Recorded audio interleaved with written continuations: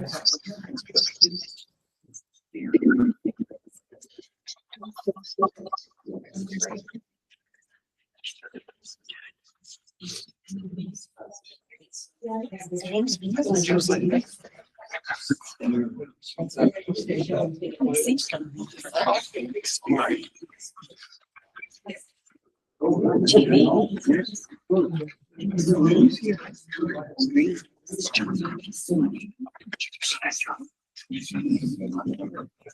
know,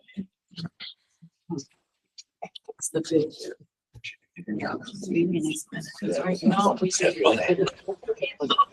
That's better. I was raised a local.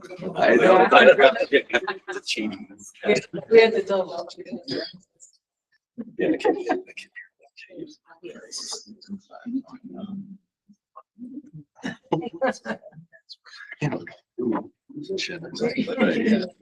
Apparently that's not a good word.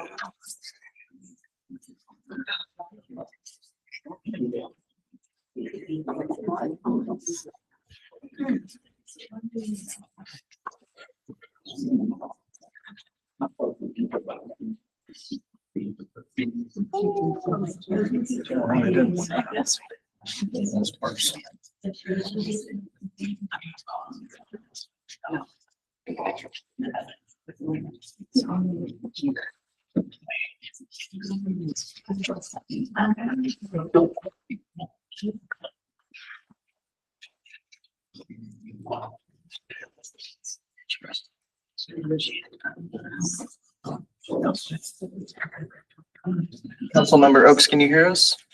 I can. Perfect. Just to avoid any feedback, could you mute your mic when you're not speaking? Thank you.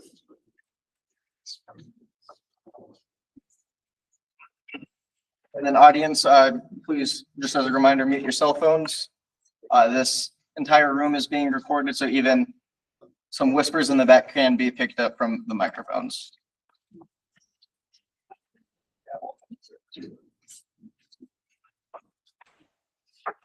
Good evening, everyone. My name is Garrett Glover, and I'm assisting in a volunteer capacity to help facilitate this initial meeting of the newly incorporated town of Santan Valley.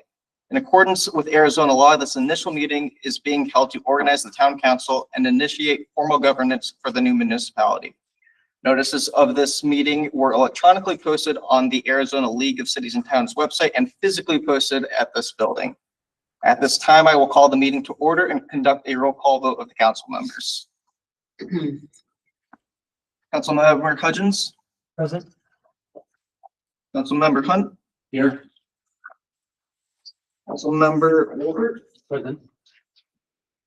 Councilmember Oaks. Present. Councilmember Smith. Present. Councilmember Tyler. Present. Councilmember Jenkins.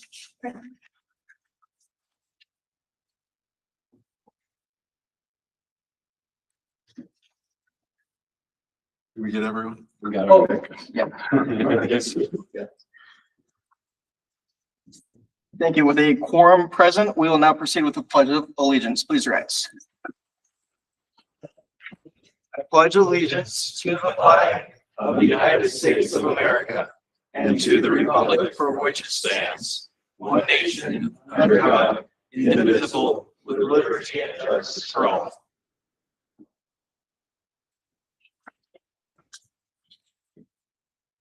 We will now proceed with an invocation. This invocation is offered voluntarily by a representative of a local religious organization to provide a moment of reflection for the council.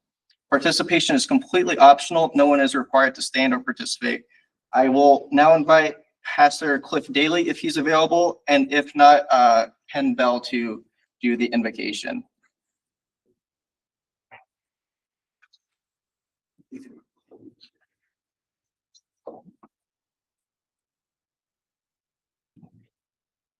I'm number 2. Let us pray. Our Heavenly Father, we give you thanks for this day, and we ask your blessing on this new formed council. We thank you for all government that helps us live ordered lives. And so we ask that through these proceedings and the months ahead, the Santan Valley would be a place of prosperity, a place of generosity, a place of order, and that we may prosper and live in peace. We ask these things in your Son's name. Amen.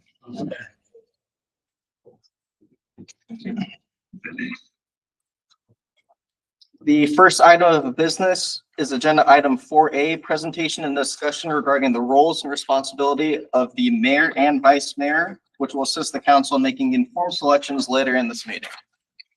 I will now turn the time over to Alan Twist, a municipal lawyer who has been serving as legal counsel during the incorporation process and will be presenting on this topic. Thank you, Garrett. Good evening, council members. For this first inaugural meeting of the town council of the town of Santan Valley, the first action items that are going to come before you tonight are the selection of the town's first mayor, followed by the possible selection of the town's vice mayor. Now, as to the selection of the mayor, that is a statutory requirement under Arizona law. Specifically, the law provides that within 20 days of being appointed, so on September 17th, you were appointed, the council must meet to select a mayor from among its members. So that's one of the very important reasons why we're meeting now within that 20-day period. But before jumping straight into that selection process and choosing the mayor and possibly a vice mayor, I thought it would be helpful for the benefit of the council, for whoever's ultimately selected, and for the members of the public, if I shared a brief presentation on some of the standard roles, duties, functions of these positions. So with that being said, I direct your attention to the presentation, and I promise this will be brief. We'll move through it fairly quickly. But statutorily, if you look at what the principal statute creating this office of mayor is located at ARS 9236. And as far as statutes go, it's fairly simple, which is rather refreshing, right? It simply provides the mayor of the common council shall be the chief executive officer of the town, and importantly, shall perform such duties as may be prescribed by law and ordinance. So this statute doesn't list off all the specific day-to-day functions of the mayor. Instead, it directs you to laws and ordinances. And when it comes to the ordinance part, that's where you as a council come in, right? Every municipality, the council, part of your work in the coming weeks, months, and years is going to be to establish the ordinances, those foundational ordinances that govern the town. One of those ordinances or codes is going to be a description of the mayor's duties. So if you were to perform a survey of other neighboring municipalities like Queen Creek, Florence, Coolidge, Gilbert, Eloy, Casa Grande, Maricopa, Apache Junction, you're going to see without fail, they're going to have a code section that's going to describe this is what the mayor does. This is what the vice mayor does. And you might be surprised if you were to look at those various jurisdictions, they're all going to have very similar functions and duties for those roles. In fact, it looks like a little cutting and pasting was going on, right, from one municipality to the next, maybe in the spirit of not reinventing the wheel, right? Now, some jurisdictions have little quirks. Some will have, they'll have the mayor give a state of the town address once a year. But for the most part, you're going to see these core responsibilities. Let's see. Garrett, if you wouldn't mind just advancing through to right there. Thank you. You're going to see these core responsibilities amongst jurisdictions, and those are that the mayor serves as the presiding officer, the chief executive. The mayor will have emergency powers. He or she will be the ceremonial head of the municipality and the signatory. And just briefly covering some of these roles, presiding officer. That's going to be probably the most visible role that the mayor will play. When members of the public come to a meeting such as this, they're typically going to see the mayor call the meeting to order. You're going to see the mayor go through each agenda item, call out the agenda item, facilitate discussion on that agenda item, call for votes, declare the results of those votes, and just generally manage the meeting and maintain the decorum and a timely, effective meeting process. So that is a key role of the mayor, and a very visible role that the mayor will play.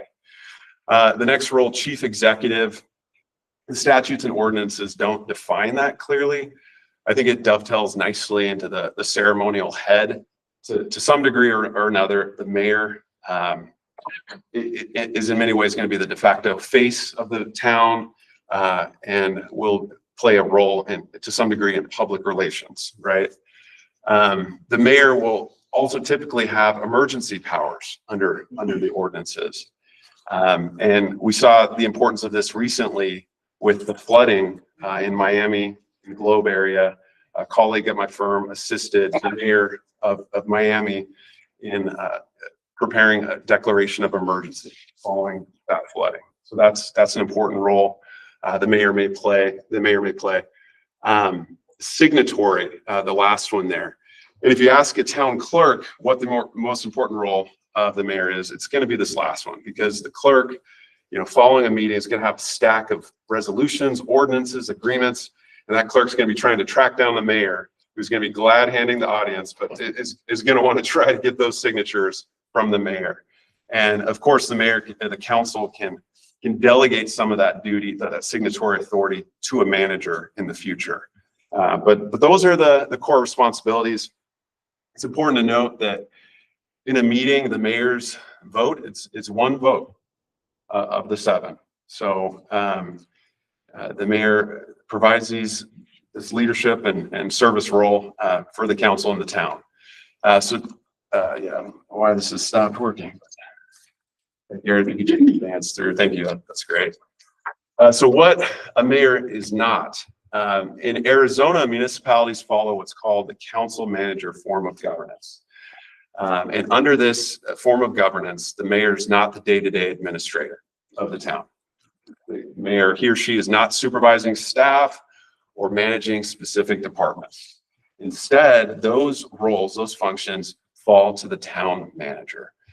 The town manager is going to have the ability to hire, fire department heads, and that town manager in turn is going to be held accountable by the council as a whole. A majority of the council can at any point remove that manager. And the intent of this council manager form of governance, in contrast to the strong mayor form of governance, is that it leaves more power, it distributes that power more evenly amongst the council. So you don't have a mayor that's managing the daily operations. All right, Garrett, if you could advance. So just a brief summary. You have the mayor, the presider, the chief executive has emergency authority, typically the public face in some capacity for the municipality. I haven't spoken a lot about the vice mayor, but essentially the vice mayor is going to serve in the mayor's absence. So if the mayor is not present at a meeting, the vice mayor will step in and preside and chair the meeting. The council is the legislative policy-making authority. And then finally, you have the town manager, who is the administrative and operational lead for the municipality. So I know that's kind of a quick tour of the various roles and duties of the mayor, keeping in mind that the discussion as to who that individual will be will occur at a later agenda item. I wanted to ask at this point in the meeting if there's any questions or discussion the council would like to have about the roles, functions, duties of mayor or vice mayor.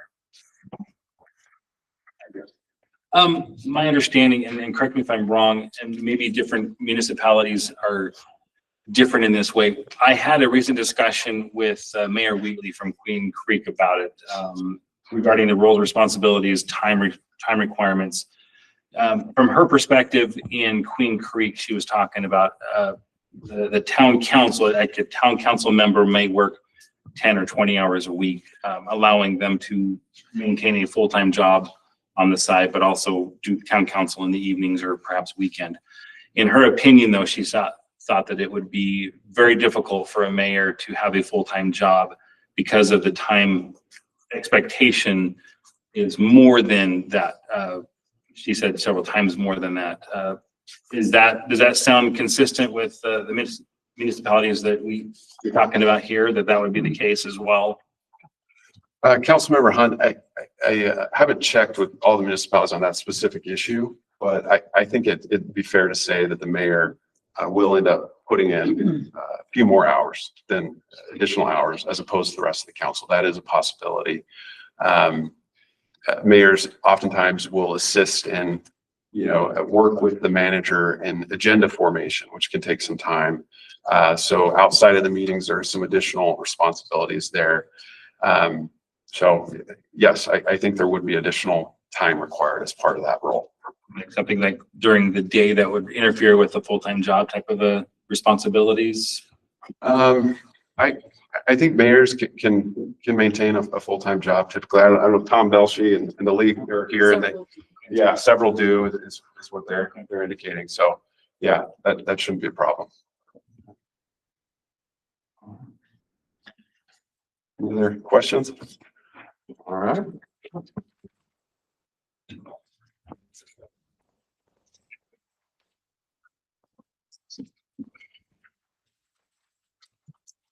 Thank you, Mr. Quist, for that overview. We will now move to agenda item 4B, discussion and selection of a mayor for the town of Santan Valley. Pursuant to Arizona Revised Statutes sections 9-232C and 9-236, the council shall select the mayor from amongst its members. We will proceed as follows. I will first open the floor to nominations. Individual council members may nominate any member of the council, including themselves, to serve as mayor. A second is not required to make a nomination. Once all nominations have been made, I will close the floor to nominations. The nominated council members will be given an opportunity to speak. Afterwards, the council may, if it desires, engage in discussion regarding the nominated individuals. After discussion has concluded, or if the council chooses to proceed without discussion, I will then ask for a motion to select one of the nominated individuals to the position of mayor. If a motion receives a second, we will proceed with a roll call vote on the motion.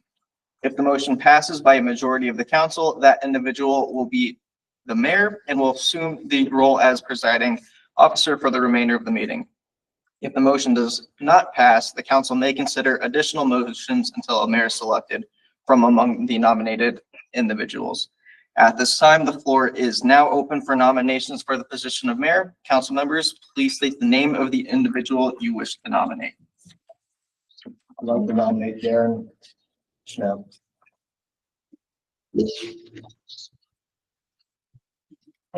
Nominate Rupert Wolford.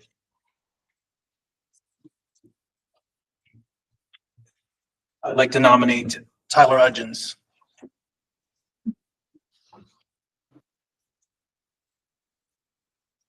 I'd like to nominate myself.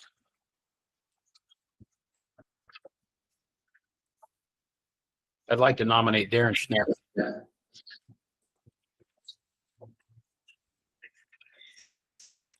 Any further nominations?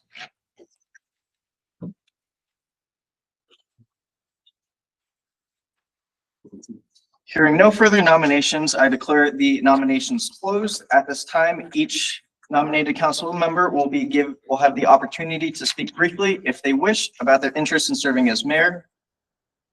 We will proceed in order the nominations were made. So, Councilmember Schnapp, Garrett, is this working? Do you want us to use this? Or? I believe it is working. Or we could pass it around. Maybe is that working? No. Well, I can see it on video. I can see it working. Looks like it's working. I think they can hear you on the video. Maybe not here. We can try this one. Testing.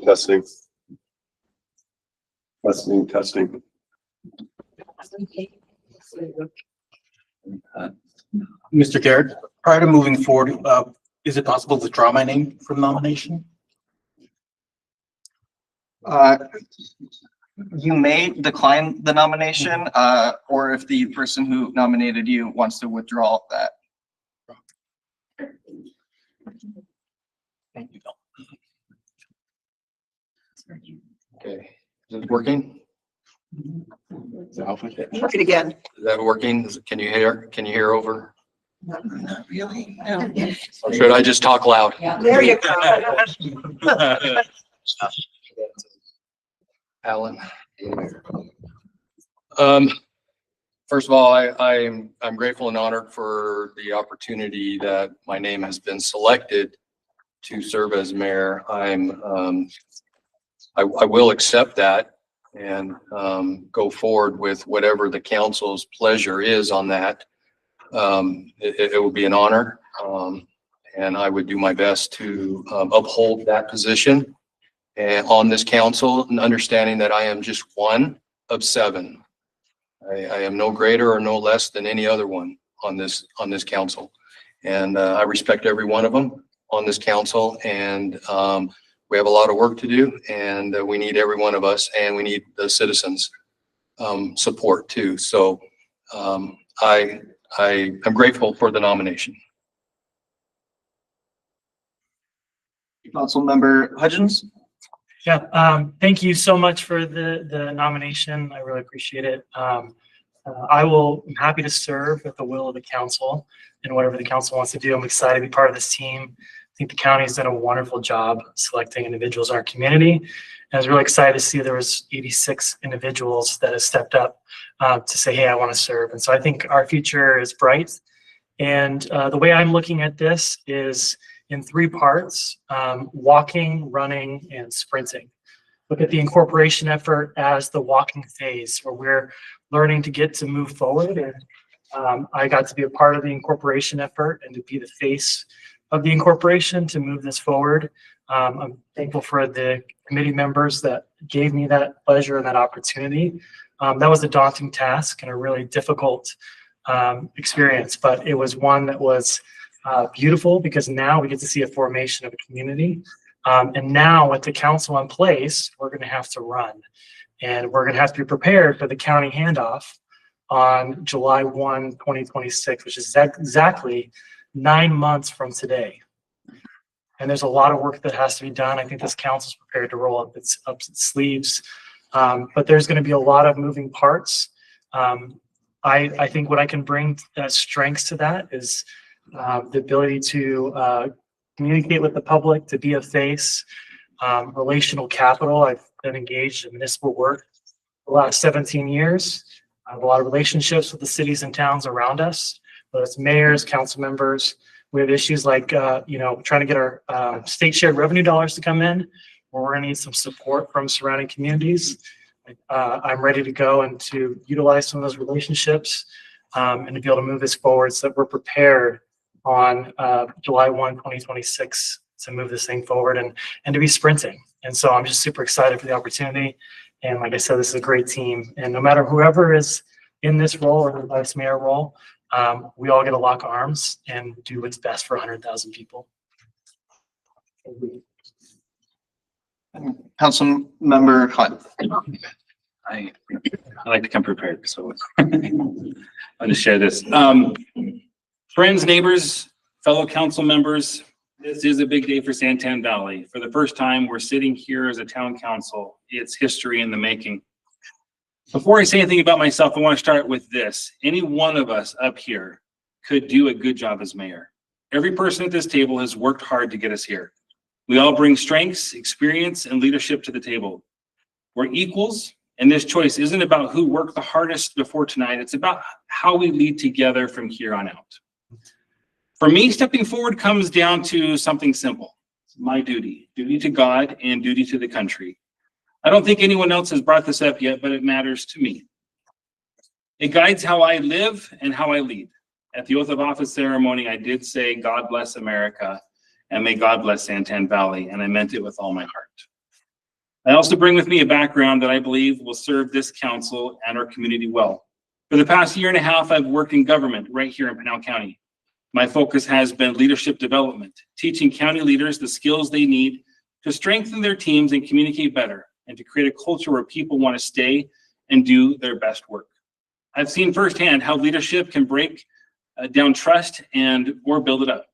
And I want to bring the same focus here, helping us to build trust with each other and with the people of Santan Valley. Beyond my work, I simply love public speaking. I love building relationships. I love inspiring and motivating people to action. That's what energizes me. I believe that's exactly the kind of energy our first mayor needs. My vision is simple. We just, not just to create a town on a map, but to create a hometown, a place where people live, work, and play.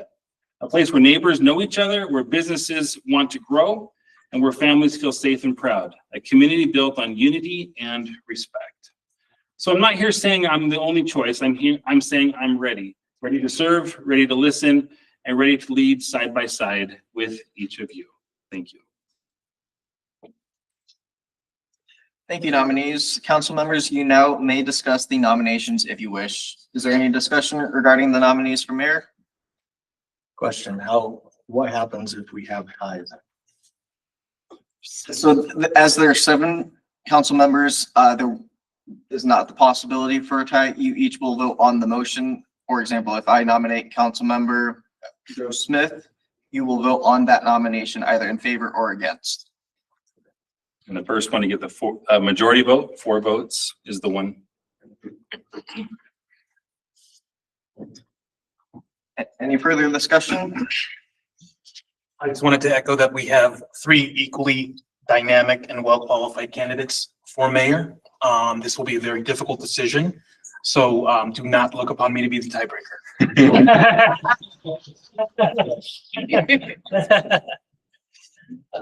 If there is no further discussion, I will now ask for a motion to select one of the nominated individuals as mayor. You have to say a name. Go ahead. You have to make one of the council members makes the motion. I would like to make a motion to select one of the nominated individuals to the position of mayor of Santan Valley. And which member? Oh. Be the tiebreaker. Mr. Yeah. Defer. That motion. So that motion is withdrawn? Motion is withdrawn again. I would like to make a motion to nominate Darren Schnepp as mayor. To select Darren. Select the, yeah. Is there a second? I second. 2 seconds.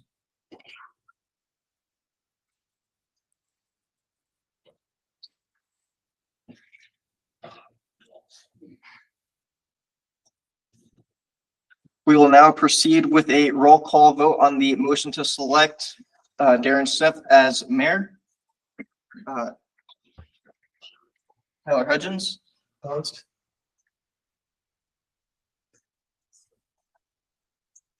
Councilmember Hunt. Opposed? Sorry. Councilmember Jenkins. In favor.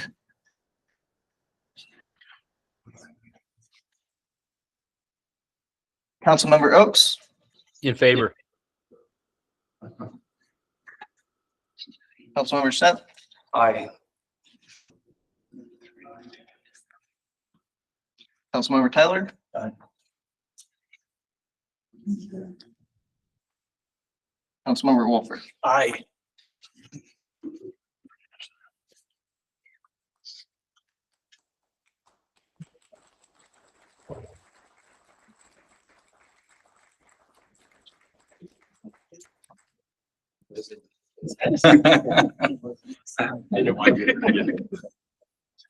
By your vote of 5 ayes, 2 ayes, 0 not voting, Councilmember Schnepp, you are now Mayor Schnepp.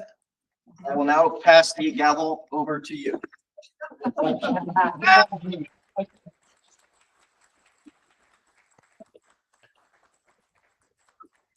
Just for the record, it says Chairman Mike Goodman on this. So, but we will not ask him to come forward on this. Appreciate that.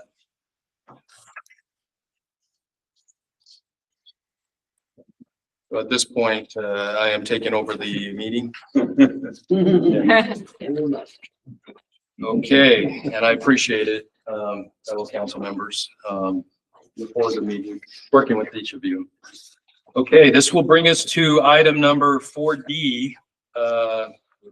Sorry, I went a little too far.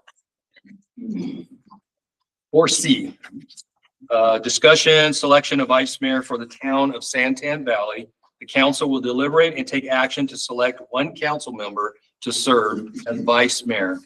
We will proceed in the same manner as we did before in the selection of the mayor, with nominations followed by discussion, if any, and conclude with motions.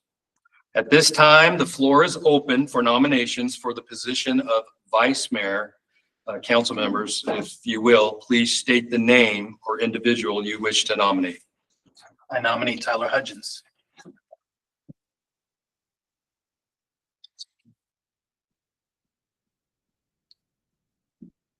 I'd like to nominate myself.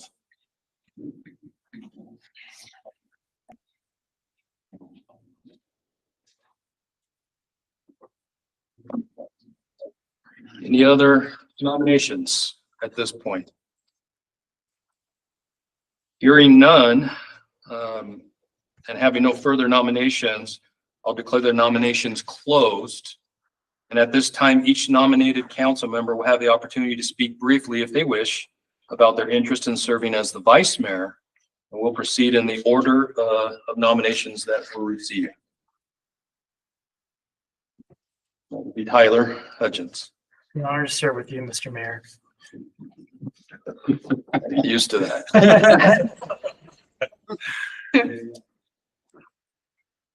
End of my comments. Yeah. Brian? I have another prepared speech. No, I'm. I stand by what I said before. I'm happy as a town council. I'm happy as but it would be an honor to serve with you as and serve the council as vice mayor. So I'd stand by what I said earlier. Thank you.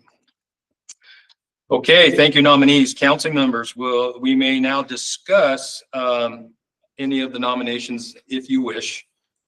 Is there any discussion regarding the nominees for the vice mayor? Well, I wanted to bring up why I nominated Mr. Tyler Hudgens for both mayor and vice mayor. Again, I feel like we need to recognize how instrumental Mr. Hudgens has been in spearheading the Santan Valley Incorporated movement. This is something that he was able to bring across the finish line. His ability to be able to mobilize our community towards something that, again, on its face is not necessarily given, is a testament to the hard work that him and his organization have put in. So that is my rationale for nominating Mr. Hudgens for the vice mayor role. I think he'd be excellent. I want to second that. I agree. Take a vote. Any other further comments? Okay. If there is none, I will now ask for a motion to select one of the nominated individuals as vice mayor. I will just select Tyler Hudgens as vice mayor. Is there a second? I second it. We have a second. We will now proceed with a roll call vote on the motion to select Tyler Hudgens as vice mayor. Councilmember Hudgens, Yay. Councilmember Hunt, Yay. Councilmember Jenkins, Yes. Councilmember Oaks, Yes. Councilmember Tyler. Aye. Councilmember Wolfert, Aye. Mr. Mayor. Aye.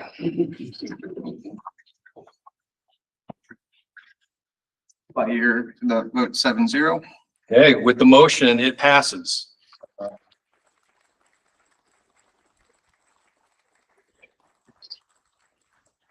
Congratulations, Vice Mayor Hudgens. Thank you, Mr. Mayor. Appreciate you. He has been selected as a vice mayor, of the newly formed town of Santan Valley. Okay, we will now move to the next item. We're just rolling through these, everybody. We got to get through these. We got a lot on our agenda. Item 4D, discussion, possible appointment of Garrett Glover as the interim volunteer town clerk of the town of Santan Valley. Pursuant to ARS 9-237, every incorporated town shall have a town clerk responsible for maintaining records and performing other administrative duties. The council will consider appointing Garrett Glover as interim volunteer town clerk, effective immediately, to assist with these administrative functions. For the record, I will note that a reporting outlining Mr. Glover's background and some of the responsibilities for this volunteer position was included in the agenda materials. At this time, I will open the floor for discussion on this item. I move to appoint Garrett Glover as the interim volunteer town clerk for the town of Santan Valley. Second. The administrative and clerical functions of the town. I was reading the whole thing. I'm helping. Second. I have a motion and I have a second. All those in favor, please say aye. Aye. Any opposed? It passes. Garrett Glover will be the interim town clerk for the town of Santan Valley.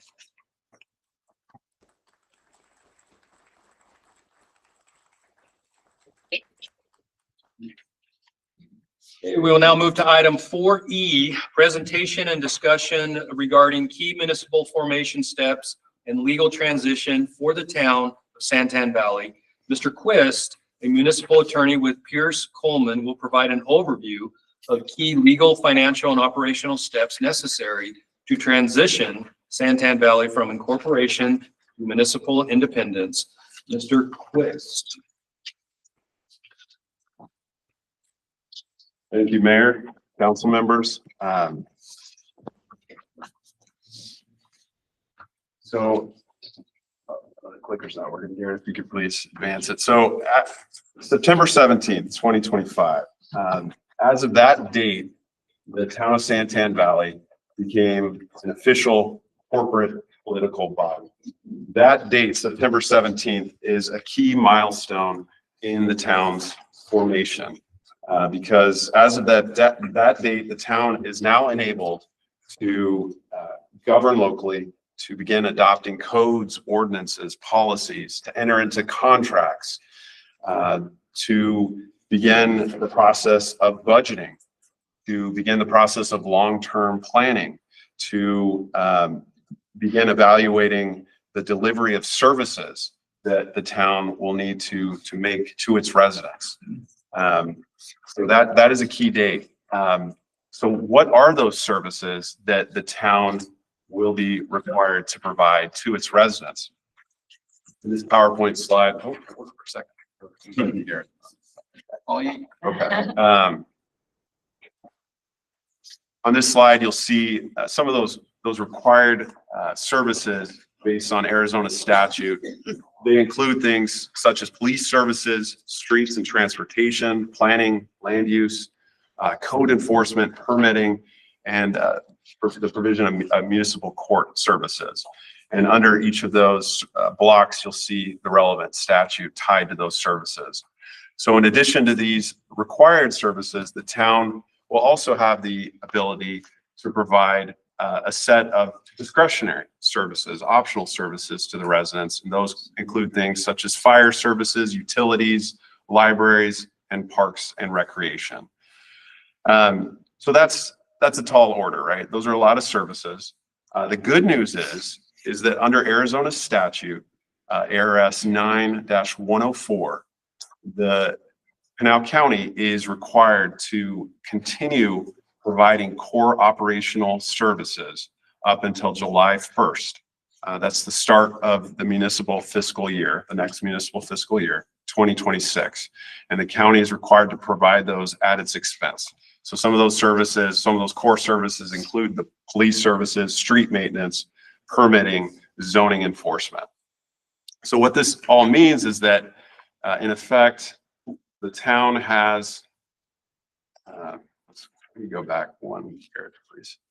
The town has this 9-month window, as Vice Mayor Hudgens indicated, a 9-month window to transition into operational independence and provide services directly to its residents or through contracts, right? Contracts perhaps with the county through or other cities and towns through intergovernmental agreements, or perhaps contracts with private service providers. So a lot's got to happen in these 9 months that are coming. I'm going to go ahead and list these out. I've created a list of 9 steps, but before going through these, just a caveat. These are not all of the steps by any means. There are many more, but these are some of the core steps that, as I see them, they're listed in rough approximate order, but there's going to be some overlap, and some of these steps should be pursued simultaneously.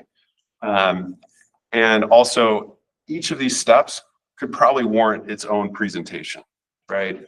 So tonight, this is just a general overview of what's coming, some of the bigger ticket items that we're going to be looking at, and we'll be exploring hopefully in further detail in subsequent meetings of the council. So with that in mind, just a brief overview of some of these different steps. The first that I've listed here is to secure state shared revenues. And the Arizona League of Cities and Towns has been helpful in coordinating with me and the incorporation effort. And there was a projection that they put together that, given an assumption of 100,000 population in Santan Valley, which it may be more, maybe less than that, but if that is the case, if that's what the final certification, census certification comes in at, that the town might expect somewhere in the amount of $47 million in state shared revenue annually. So that is the estimate, assuming that 100,000 population. As far as securing that state shared revenue, which is going to be the lifeblood of the new town as it gets started, starts to transition and providing services. To secure that, first we had to have an order from the county declaring the town incorporated.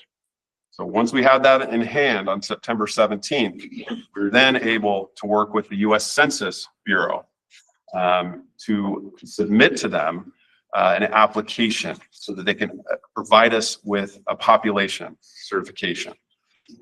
We have been in communication with the U.S. Census Bureau. We have submitted that. So that has been submitted.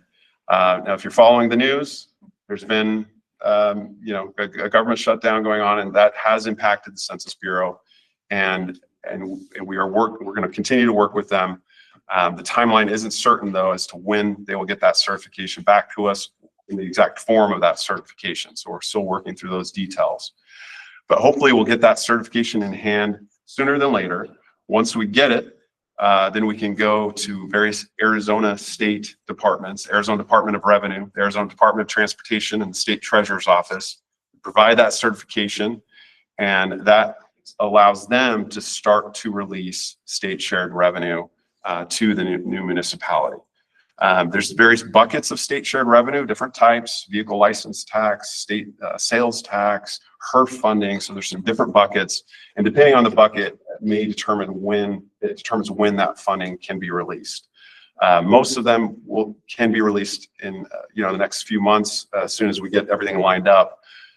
There's one though that won't be released until July of next year, at the start of the fiscal year. So that's a process that needs to be worked through now. And the next step on this overview would be to explore local revenue options. And so in addition to state shared revenue to provide the services to the town, the council will be considering perhaps a sales tax, or perhaps other means of revenue. I know sales taxes are very common across municipalities in Arizona. I think it's pretty much universal, right? The sales tax amongst other municipalities. So that's going to be coming up in short order. Third on this list is the potential to explore some stopgap funding or bridge funding from perhaps a neighboring municipality or other governmental entity that might be able to assist in providing some funds in this interim period while we're waiting for state shared revenue to come in. And so that's something we're exploring currently. Next, and it's probably simultaneously with these other steps that preceded it, contracting with key personnel. So there's going to be work looking for the town manager, town clerk, the town finance director. All of these roles are key for the new municipality, getting it set up on a strong foundation. 5, we're going to be looking at adopting an interim budget. Statutes allow us, even though we're off cycle, we're not on the normal budgeting cycle of municipalities. The statutes allow us to prepare an interim budget, and there's a process for doing that. But as part of that process, we're going to want a finance director. We're going to want some of these key personnel. So things to look at. We're going to begin the long-term strategic planning. We're going to be drafting foundational codes and policies. We're going to be preparing for the next full fiscal year budget, the 2026-2027 budget. That process is going to start next year, February, March of next year. And then finally, we're going to be looking to enter into agreements for core services and start bringing on employees once the foundation is laid for that. So I know that was a bit of a whirlwind tour there of some of the next steps, but what's the council's role in this process? Well, the council is going to be at the center of it. Really, the council is going to provide the direction, the oversight. They're going to establish policy, priorities, long-term vision. They're going to appoint the key personnel, be involved in the budget process, approve agreements, ordinances, resolutions, and lead the community engagement as we work through this. All right, so that was a lot. Any questions based on that high-level overview at this time? And we'll hopefully be coming back, as I said, with full presentations on each of those steps. Any questions from the council members? All right, thank you. Okay, thank you, Alan.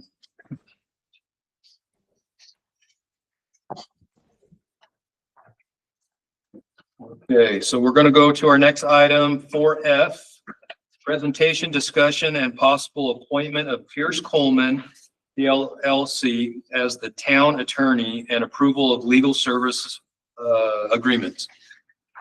Consideration of the appointment of Pierce Coleman, LLC, to serve as town attorney pursuant to ARS 9-237, including a presentation of the proposed legal service agreement and possible council action.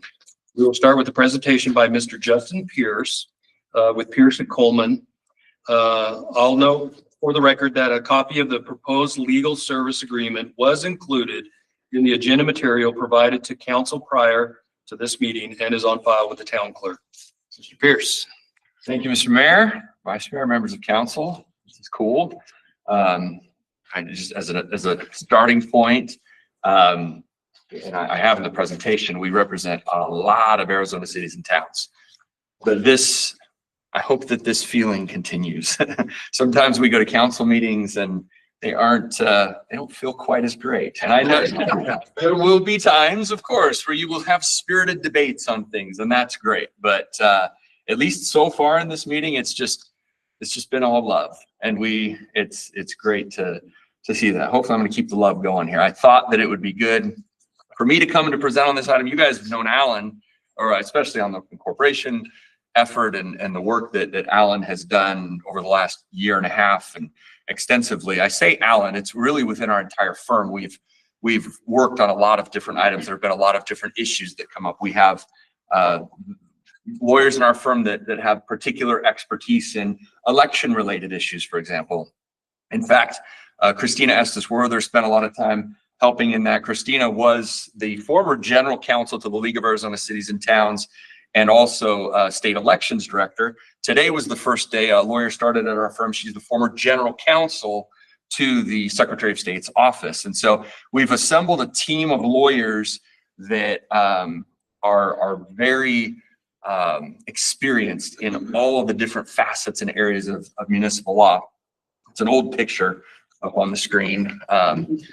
There are actually 17 lawyers in our firm today, but wanted to introduce you a little bit to the firm.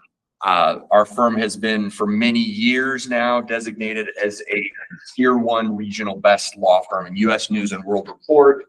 Multiple lawyers in the firm recognized in either or both best lawyers in America, super lawyers. And we are currently the city or town attorneys contracted, which is what we're talking with you about today, for 22 Arizona municipalities. And for easy math, that's about a quarter of the cities and towns in Arizona that contract with us to do these services. And so, and in fact, many of the cities and towns that we represent, the vast majority of them over the last several years have actually seen a return of their premium from the insurer based on their good status. They're members of the Arizona Municipal Risk Retention Trust, which I was going to explain a little bit about that too. In Arizona, there's 91 municipalities. 92.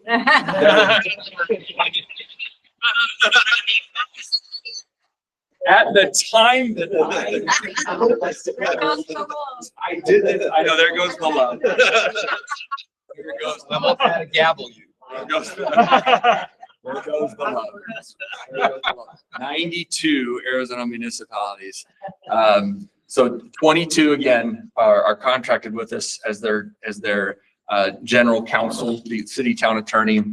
76 of them, we are the exclusive employment law provider through the Arizona Municipal Risk Retention Pool. And then all of the others we have done work for via special projects, and again, land use, election, prosecution, etc. All the other 91 municipalities. And to that end, we have our group of attorneys well over 200 years of combined experience in municipal law in Arizona. We are by far the most experienced law firm in Arizona with regard to these areas.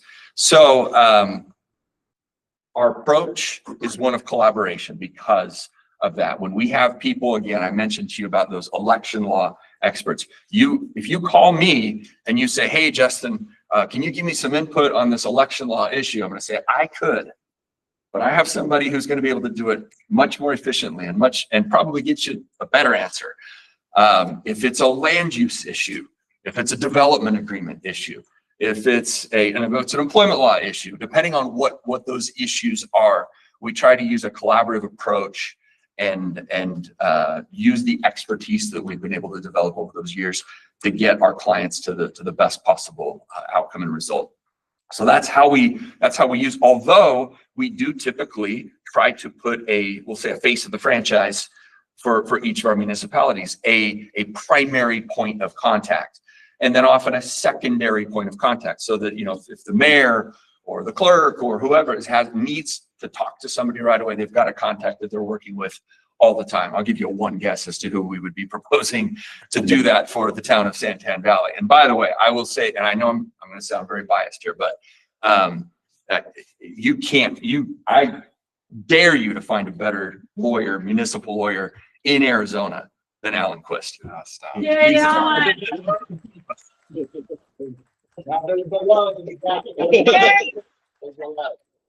He's absolutely terrific. And I know you've experienced this especially from the incorporation committee, the detail. But again, it's Alan, but it's also Alan's ability to call upon the expertise of the firm. You should see the email chains daily within our group, and especially the municipal law group, multiple emails a day to the entire group. Hey, anybody ever seen this issue? Have you ever had this sort of thing? You've got this development agreement or that, or whatever it might be. And just, it's a really fun thing to be able to do that. And we can use that to support a town like the town of Santan Valley. So we're excited to propose oh gosh, I thought this was my note. I did want to tell you, this is the exclusive employment law services for the municipal risk pool. I think the sensor's right. Am I blocking it? No, is that what it is? No, I don't think it is. With the risk pool, that exclusive representation that I told you about, the risk pool administrator at the last board meeting of the risk pool told the board that the flat fee arrangement that we have with them, it's one of the things that we do differently than a lot of firms, as opposed to just and we can do hourly arrangements, but I've always thought it's weird that a lawyer would charge by the hour, and essentially it's like I'm getting paid more to be less efficient. You know, like the longer it takes me to do this, the more you're going to pay me. So we came up with an arrangement where we did a flat fee with the risk pool on all these employment law matters, and the risk pool administrator told the board that this flat fee arrangement with our firm over the last many years has saved the pool 7 figures. And there were other reasons for that too, not just in terms of the actual amount, but it means that our clients don't have to worry that every time they pick up the phone, the clicker's going to go on, and we're going to start running, and you're going to have all those fees. And so we try to incentivize our clients to call us as much as you need. Let's work on as much as we need to work on. Let's get the job done. Let's not talk about how long it's going to take to get the job done. And it's worked out really well for a good number of our clients in this area. So, oh, I did have to say, if an insurer believes in the arrangement, there must be something to it, because insurers are in the business of making money. So if they think this is a good idea, then obviously something must be going right. So a lot of our, well, those 22 cities and towns that we work with, and the reason that they contract with us, an in-house municipal law department can have a lot of costs associated with it. There are a lot of indirect costs. For example, well, first of all, costs of doing business just over the last several years. This is not newsflash. It's gotten expensive. And so overhead has gotten extraordinarily expensive. Westlaw is, we don't have law libraries anymore, big rooms of law. In fact, it's funny. When I started practicing law a long time ago, 20 something years ago, there were, just had a room full of those books, and you've probably seen those, and you've seen the movies with all the books, all those books right here. I've got access to them as much as I would have had in those libraries, just in the palm of my hand. And so Westlaw is that service. According to Westlaw, a municipality would be charged at least $2,000 a month just for one single user. Doing the math on that, $24,000 a year just to have that other technology, document management system, administrative support, which is, whether it's paralegal, legal assistance, office space that goes along with that.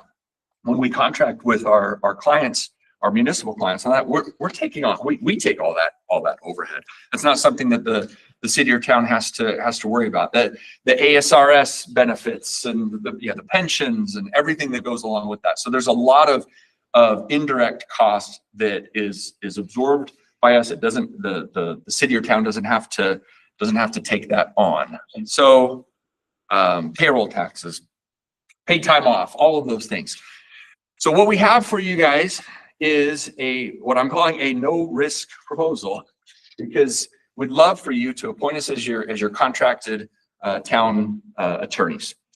In Arizona, a client always has the right to choose their attorney at any point in time. So I could come up here, which we're not actually proposing, but I could come up here and say, you know what, we want you to sign a contract with us for us to be your town council for the next 4 years or whatever.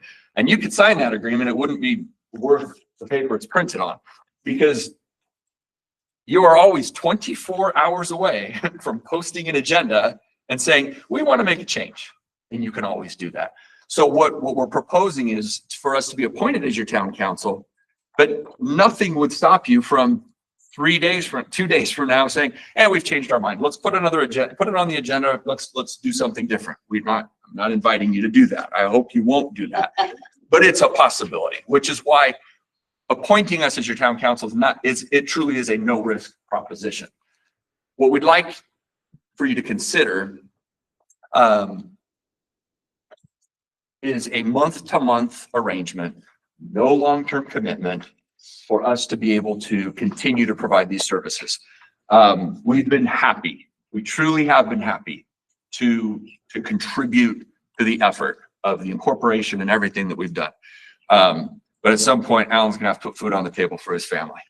And so we need to be able to contract with you with an amount that we believe fits with what the needs are going to be of the town. In fact, actually, I should have changed my proposal. I hadn't seen Alan's list of all the things that are going to need to be done over the next 9 months. I'm actually a little nervous that maybe I did undershoot it, but I think we'll be okay. And here's what we're proposing and the rationale for it. The incorporation committee, and the vice mayor will probably, you probably remember this, was projecting that in an interim budget that it would probably take about $1.5 million a year for legal services to keep the town going.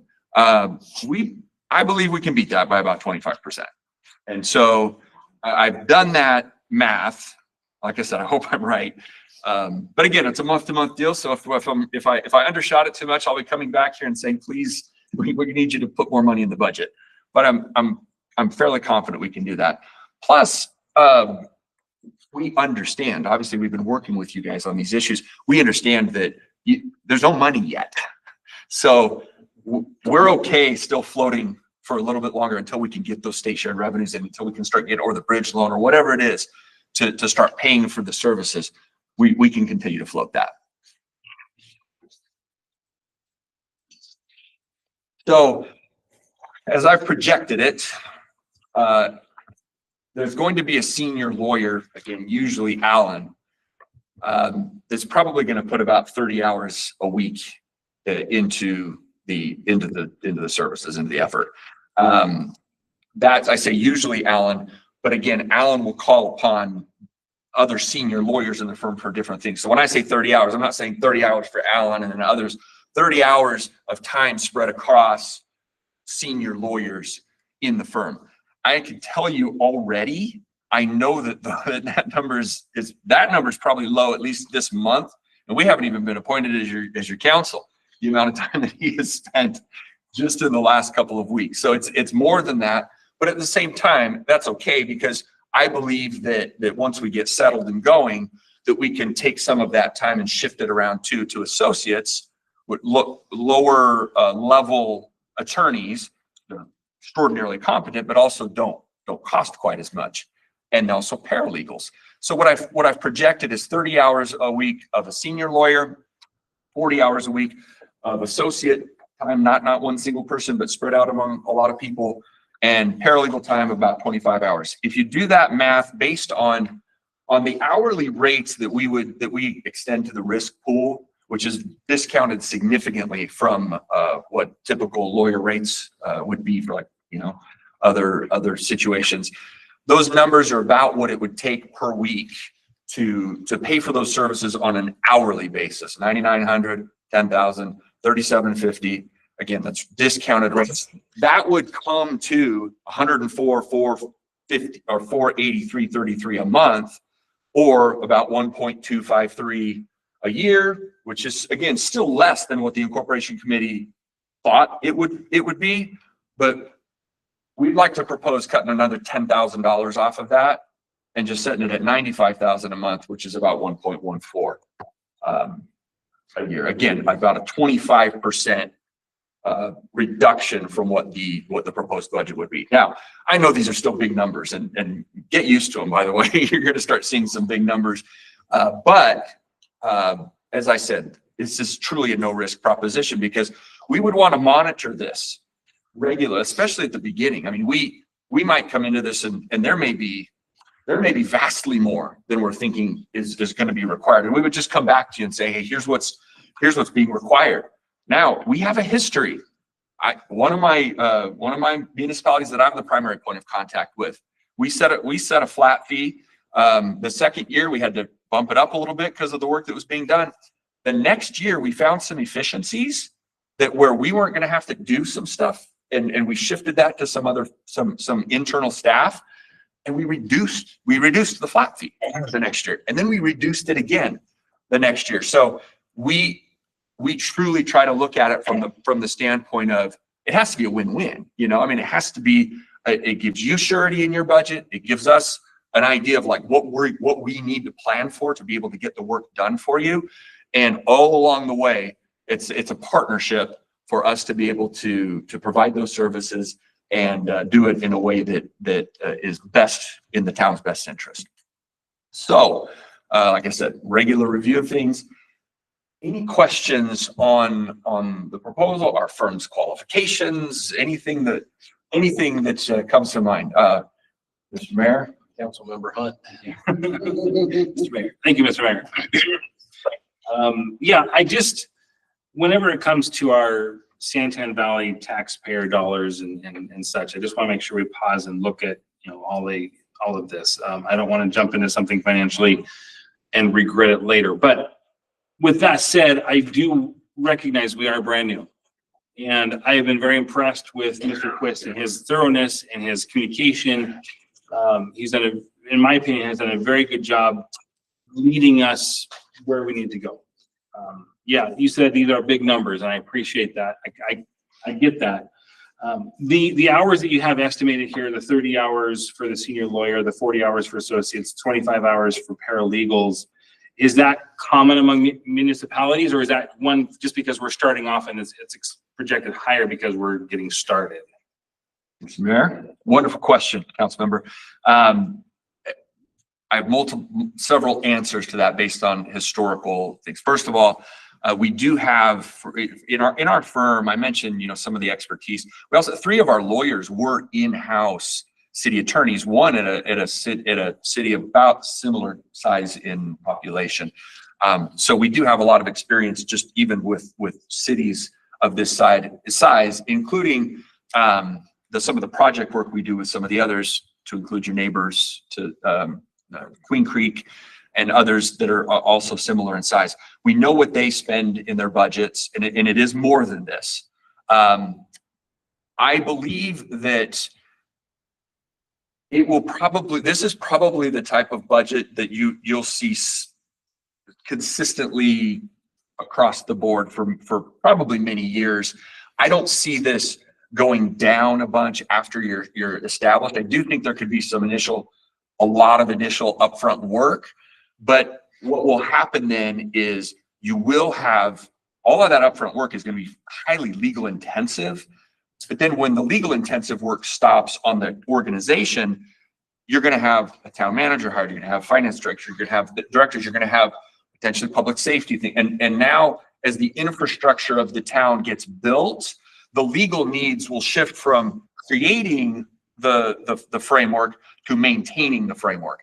And I field questions all day long from representatives of municipalities, mostly directors and other things. Hey, I've got this issue. Hey, we've got this land use issue. We've got, again, whatever it might be. So I'll give you, for example, town of Buckeye, their budget is significantly more than this. They're pretty close in population. Town of Queen Creek, their budget is interesting because they have a legal services component, which is about 1.1 or so, but they also, some of their legal services and needs, when they have legal performing work, they'll assign that work to another department and that department's budget.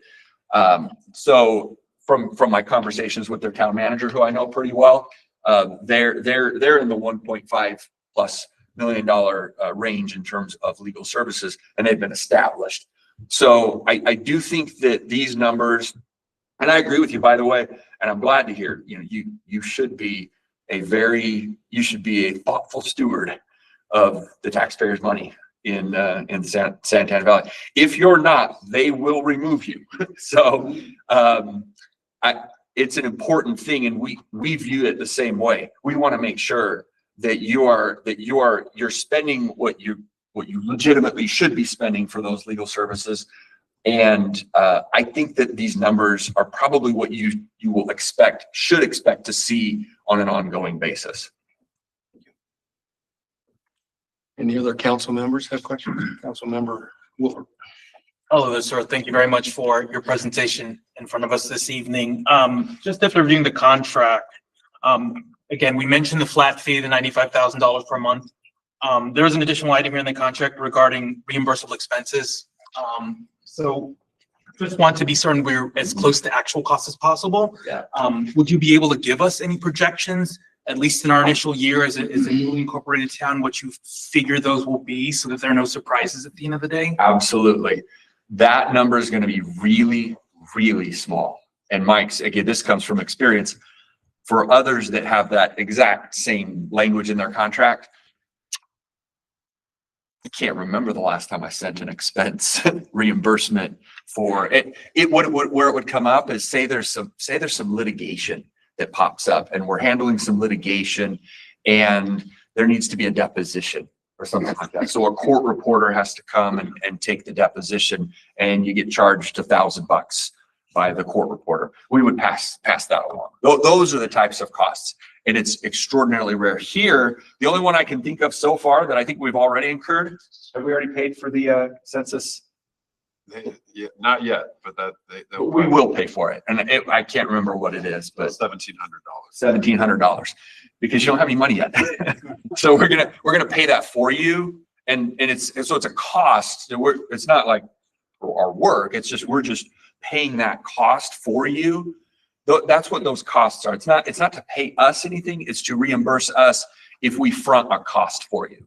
Absolutely. And again, it's just Super small. anything, any ballpark figures, just again, because we're not the first, we're the second. I would guess a few $1,000s a year at most. A really small amount. Sometimes once you're set up to, I mean, like the census thing, I who would have known that there was a cost going to be set aside for that. But once you're up and going on a regular basis, as I said, some of the municipalities I've worked with, I cannot remember the last time I had to send a cost along. So it could be zero, but certainly not more than a few $1,000s. And by the way, we always work with the manager or the count. If there's going to be a significant expense for something, say that we would have found out, oh wow, we have to pay $10,000 for this thing or whatever, we would come to you and say, hey, here's this cost that we're going to have to incur for you. We want to make sure you're okay with that first. If there's another way, we counsel with you guys about that, because we don't want to spend your money either like that. Thank you. Any other questions? Councilmember Jenkins. So I'm looking at the agreement, and I mean, there's detailed stuff, but not super detailed. So like, for instance, like IGAs, you guys would come up with the IGAs. Yeah. If we enter a contract with someone, you'll look at the T&Cs. All of it. Okay.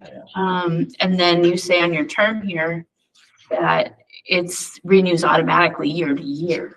So at this point, would we be locked in for a year? Because you say month to month, but the contract says different.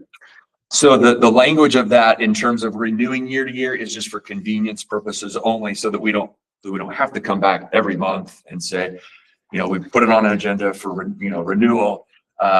It just renews automatically. The reason I say it's month to month is because at any given time, I mean, truly, I guess it's day to day in that sense, but it's just for convenience only, so that the idea would be, this is the number we're going to try to keep you through this fiscal year.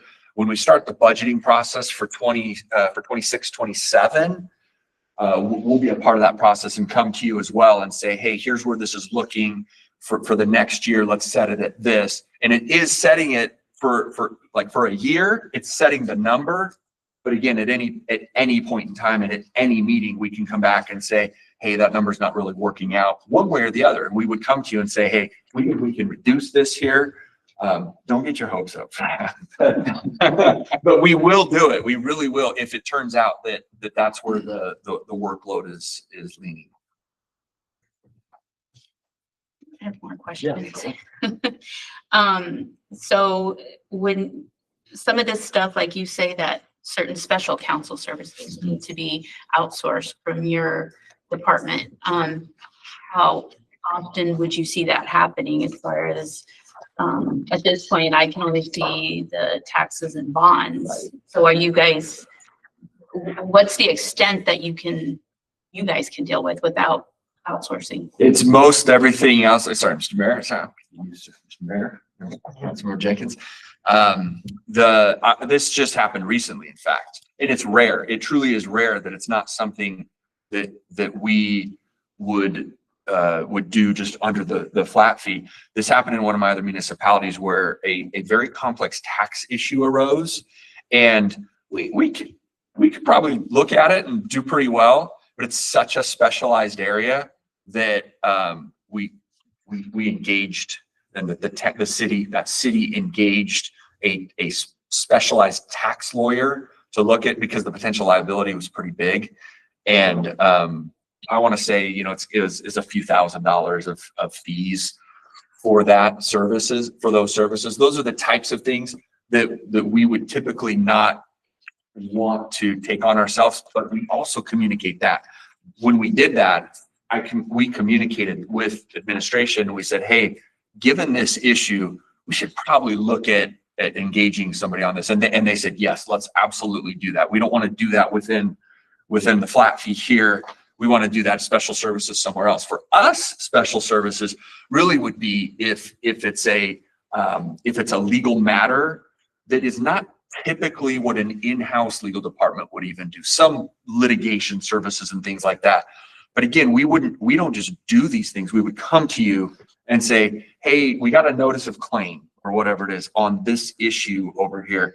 Because litigation, as you can imagine, some sort could blow that out of the water. Just the litigation alone, as opposed to trying to provide the general services. But we communicate on that. We would come to the mayor, the vice mayor, and you guys bring it to council if we needed to say, hey, here's what we just got this, again, notice of claim, or here's an issue that just arose.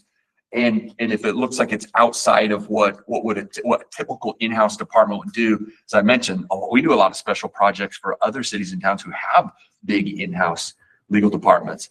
But our goal is to do as much as possible within the flat fee. And my experience is almost everything gets taken care of within that.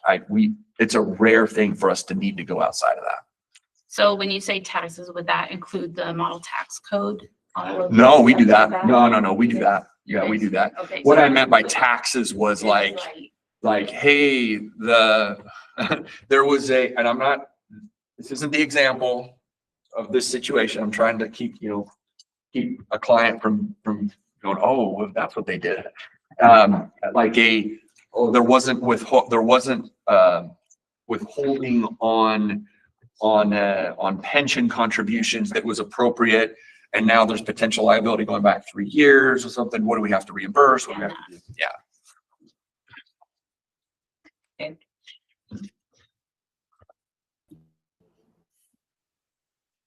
Other questions? Like, I have one more. Can you hear me? Councilman Member Oaks? Yeah. Thank you again for your proposals for the services Alan's provided. Grateful for his service. I just had a question about general services versus litigation. Does the no risk proposal include any litigation?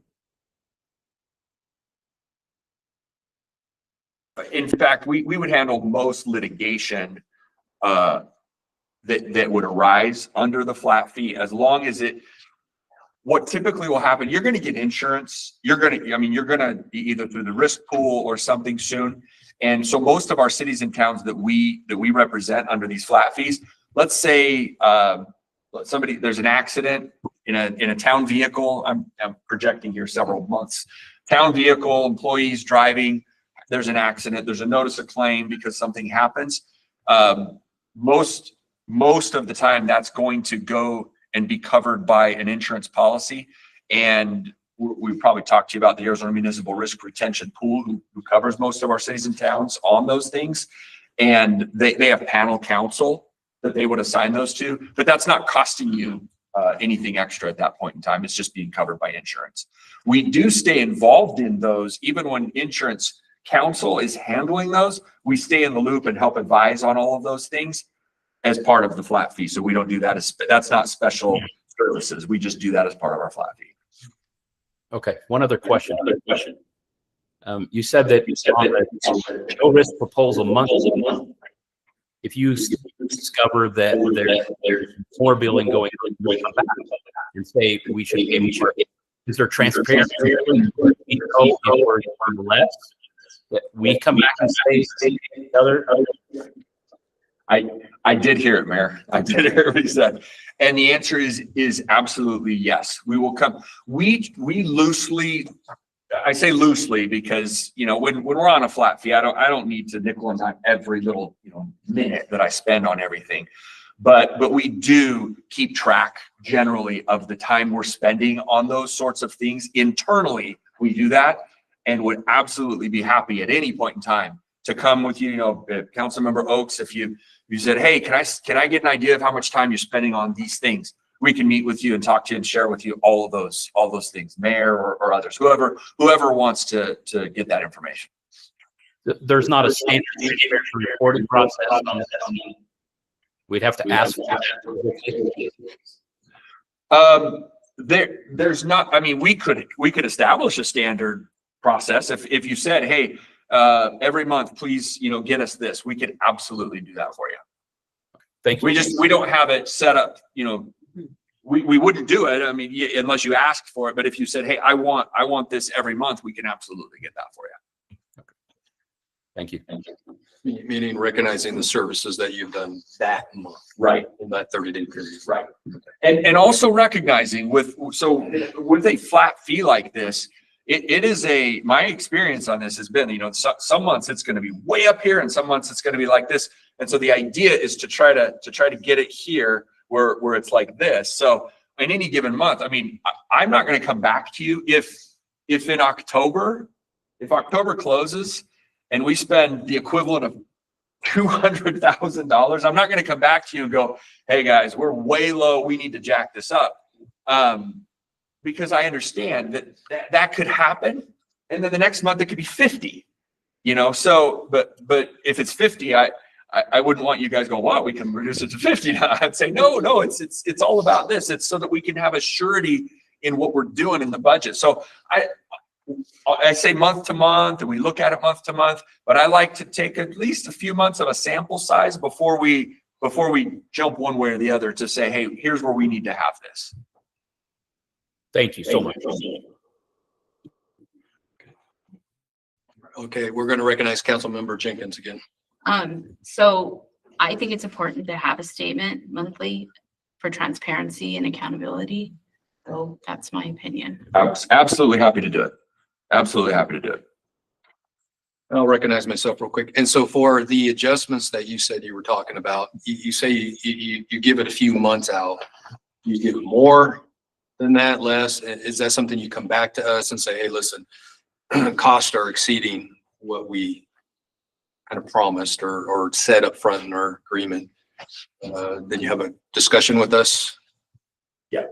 Yes, absolutely, Mayor. So, and it sounds to me like at least a couple are like, hey, I'd like to see, you know, what it's looking like each month. So at any point in time, I mean, you're going to get those. We'll get those to you, and we can talk about them and say, hey, here's what it's looking like.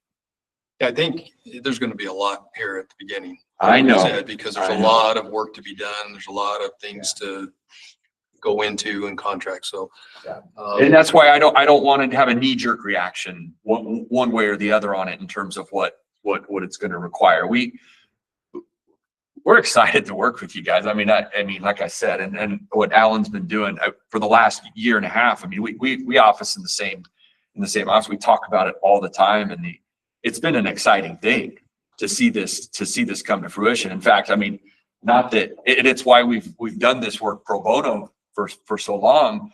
Is, you know, we used to say who gets to be a part of the beginning of a municipality, to say, much less the largest incorporation in the state's history, to be a part of the ground up. And that has just been so exciting for us that, you know, yeah, we're stoked to be here with you guys and to be a part of this. So, you know, we want to keep doing this. We want to keep working with you.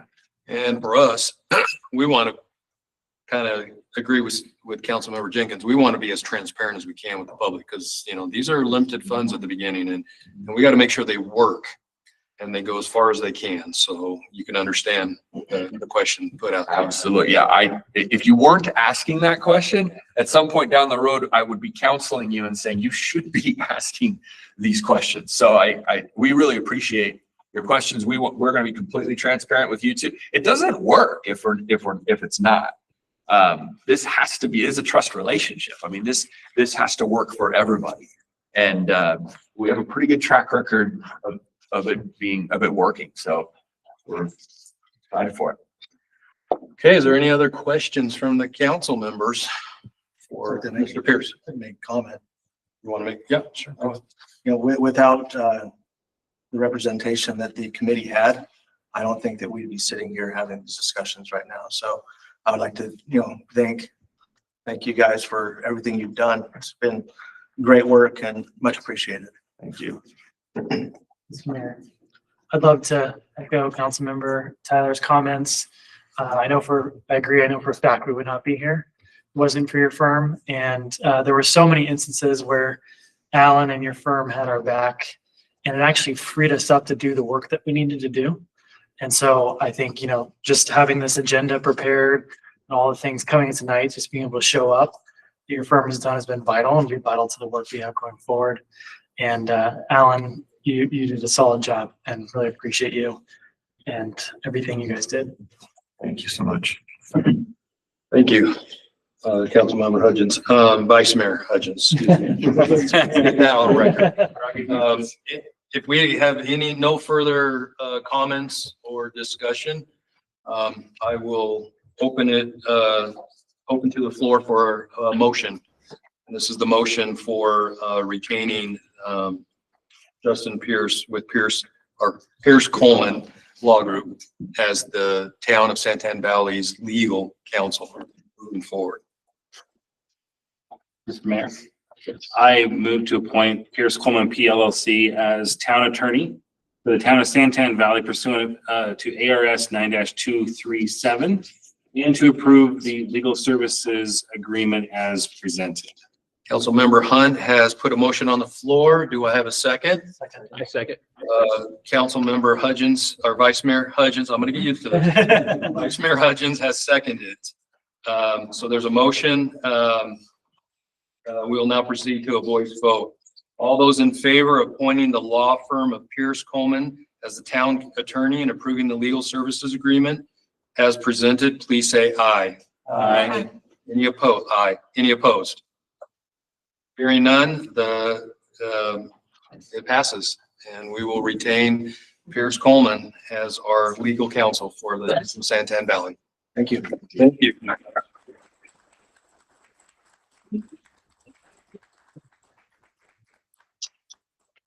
Okay. We're getting close to an hour and a half. Does anyone need to take a break on dice? Okay. We're going to move to item 4G. Discussion and possible adoption of ordinance number 2025-01, establishing council meeting schedule. The council will discuss possible meeting locations, dates, and times prior to taking possible action. Before we consider a motion, I'd like to open the floor for council discussion to help guide our conversation. And I suggest we take this into three parts. The first is we discuss on how often we would like to hold regular meetings each month. The second is which day of the week and what time works best for the council members. And third, which venue would be the most suitable for our meetings. So we'll begin with the first question, the frequency of our regular meetings. I now open the floor for discussion on how many times per month the council would like to meet and plan to meet on a regular basis. Can I ask our legal counsel recommendation on that? We can. What do you feel? Mayor, Councilmember Tyler, in the initial formative stages, I would recommend meetings twice a month to just make sure that we're meeting regularly for urgent items. That's not absolutely required. If the council needs, we can do it once a month and then call special meetings as necessary. But maybe in that the initial phases two would be my recommendation. I think I'll concur with that. I think twice a month would be a very good thing for us to meet and to counsel together, moving forward. So, I agree. I think anything less than twice a month would, I don't think we would be getting what we've done, especially in the beginning. yeah. Mr. Mayor, I agree with that too. Twice a month. I would agree with that. Okay, so, with that being twice a month, second question is what day of the week and what time should we meet for these regular meetings? Mr. Mayor, my preference is Tuesday evening, 6 PM. If not, Wednesday, 6 PM would be my second choice. Okay. Any other thoughts from the council members? Mr. Mayor, I agree. Anything but a shoulder day, so ideally Wednesday, seems to work fine myself. That's where I agree with that. Wednesdays, 6 PM work best for me as well. Mr. Mayor, I'm good with Tuesday or Wednesday. I'm good with Wednesday. And I prefer Wednesday. What about you, Councilmember Oaks? Wednesday works great.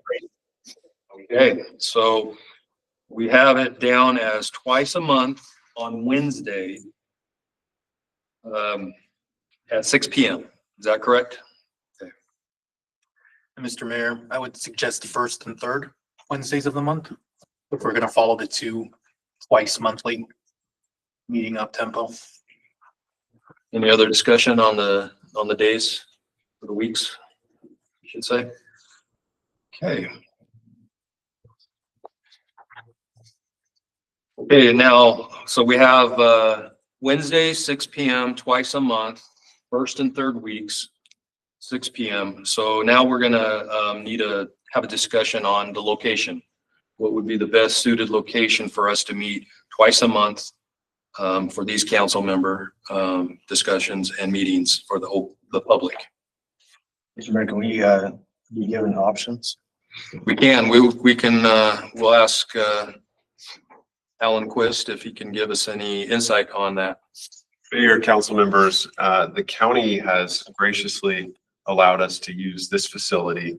The good news is if the council's settling on Wednesday, that is an ideal day for this venue. Tuesdays and Thursdays, other organizations have made reservations of this room. But Wednesdays, is my understanding, this room would be available in the interim as we're establishing the town. So that is certainly an option. Other options might include the CAC facility. The benefit of that is that it's a larger space. There would be a cost associated with meeting there, whereas here, I believe the county, at least for the time being, is willing to let us use it free of charge. As far as other facilities, we could look at local high schools and other options. But right now, I've been primarily looking at this facility. But the drawback would be the size, right? There are capacity issues with the occupancy of 60. But we're working with the county to live stream so people can watch online as well. So that might factor into the attendance. And then this could be just a temporary setup anyways. If you found another location somewhere down the road in the next few months that might be better suited, we could always move there. But we could get this place set up that it's a continual on these days that we had agreed to, that we would have this room available to us. I think you said Wednesdays would be, they use it for town use, right? Yes. So we would have to choose Tuesday or Thursday. No, it would be Wednesday that this facility would be available. Okay, Wednesday. For town I use. just read it here. So, yeah, I believe that is a viable. Because Tuesdays and Thursdays were the ones that they were using Yes. it already. Yes, there's an open reservation process for Tuesdays and Thursdays is my understanding. But the county sets it aside for government use on Wednesday nights is my understanding. So this would be an option if we select Wednesday. Okay.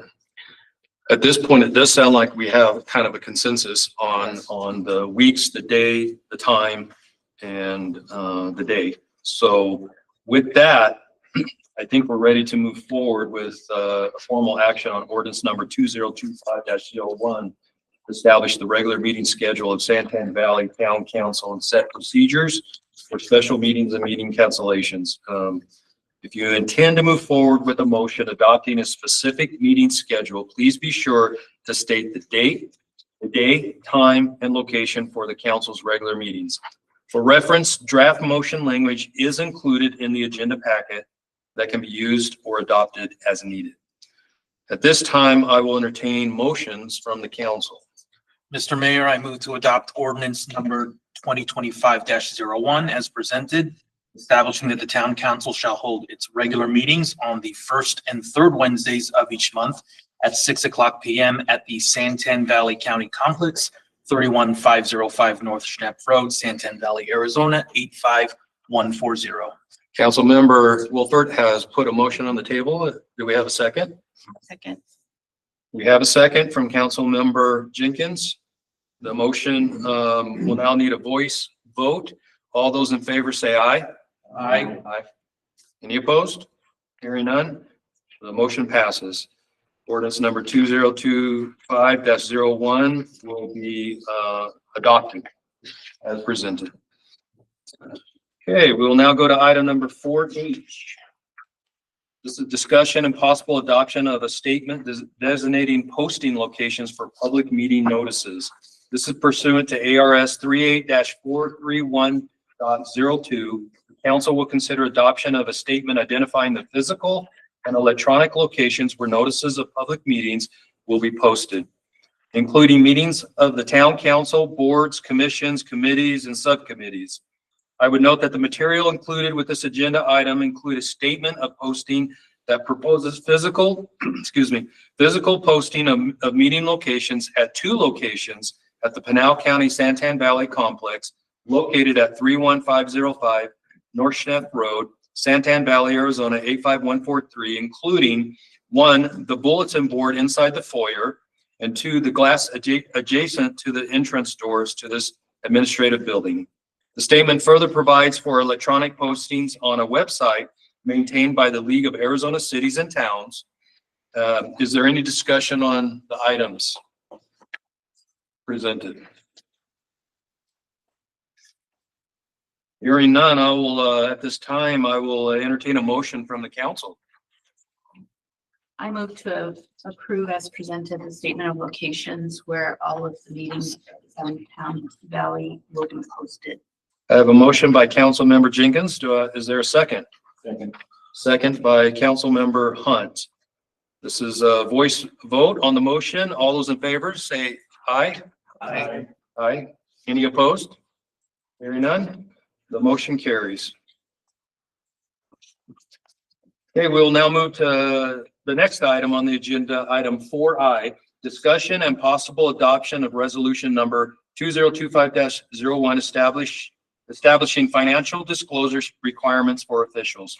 This is pursuant to ARS 38-545. The council will consider adoption of a resolution prescribing standards of financial disclosure applicable to local public officers in the town of Santan Valley, consistent with the state law requirements. Council discussion and possible action may follow. This agenda item was accompanied by a report and proposed resolution. I open it up. Is there any discussion on the floor for before I call a motion? Any at all? Okay. Are there any motions to be made? Mr. Mayor, I move forward, or I move to adopt resolution number 2025-01 as presented, establishing financial disclosure requirements for local public officers in the town of Santan Valley, consistent with state law. Councilmember Tyler puts a motion on the table. Is there a second? I second. Councilmember Wolfert has seconded. This is a voice vote. All in favor say aye. Aye. Aye. Any opposed? Motion carries. We'll now go to item 4J. Presentation and discussion regarding options for filling key municipal staffing needs through temporary staffing and consulting services. Mr. Quist will provide an overview of the options available to the town to fill essential administrative, financial, and operational roles through service agreements with firms such as Interim Public Management, Pat Walker Consulting, and Educational Services, Inc., ESI, followed by possible council discussion and action. Mr. Quist. Thank you, Mayor. I figured if I could get that presentation, it should be presentation 4, I believe.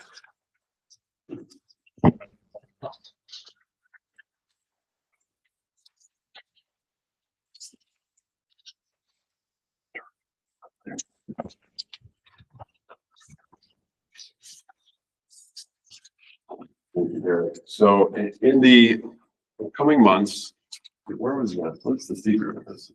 It's me. I'm the secret. I'm in the way. I gobbled myself if I could.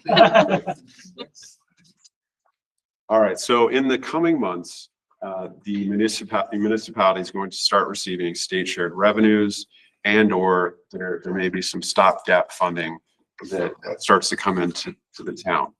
And the town can now start to prepare when those funds come in to bring on key personnel, the clerk, the town attorney, key positions, right? But there are additional positions that are going to be vital for the town as it gets up and running. And those are some of the major ones. You're going to have the town manager, right? The town manager is going to work closely with the council and agenda formation and implementing the vision that the council has, the day-to-day operations. The town clerk, we have Garrett as an interim volunteer, but Garrett's got his day job, right? And he is doing a great service for the new town. But that's a position that the council can look to for perhaps a more permanent, someone to fill that on a more permanent basis. Finance director, very important for the new town to have that finance director in place to manage funds, to assist in the preparation of the budgets that we're going to be working on. So we've got some key roles to fill. And there's really two options. And my recommendation would be to go with option 1.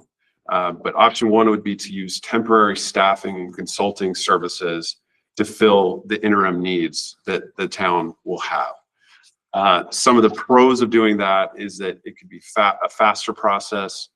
There's still going to be council oversight. Typically, these consulting companies may bring candidates before you that you can then vet and decide upon. And one of the pros also is that it allows the town to move forward immediately without having your payroll, your HR, your benefit structures. All of that needs to be developed, right, before we can bring on an employee, a direct hire. So that is a benefit of using the temporary staffing consulting services. Some cons is that it could potentially be higher in cost. And some of the consulting firms will actually have basically a buyout cost, or you'll pay a fee at the end if you decide to hire that person on, bring them on full time. But the models are different depending on which agency or consulting group you go with. The other option, of course, would be direct recruitment, a direct hire. The council would obviously maintain a lot of control over that process, but it could take longer and perhaps less effective at meeting the town's immediate operational needs. So as far as temporary staffing and consulting, there are various options. I've been in communication with a couple different companies. Interim Public Management LLC, I believe there's a representative from IPM here with us tonight, John Cross. There's Pat Walker Consulting, Educational Services, Inc., ESI. IPM has its own slide that I'll cover with you shortly, but briefly, Pat Walker Consulting, her resume is included in your materials. She has a wealth of experience in financial consulting with municipalities across the state. So she might be one option as far as finance director or financial consulting. Educational Services, Inc., ESI. This is an interesting option in the sense that their standard business model is to work with a government employee who wants to retire, start drawing benefits.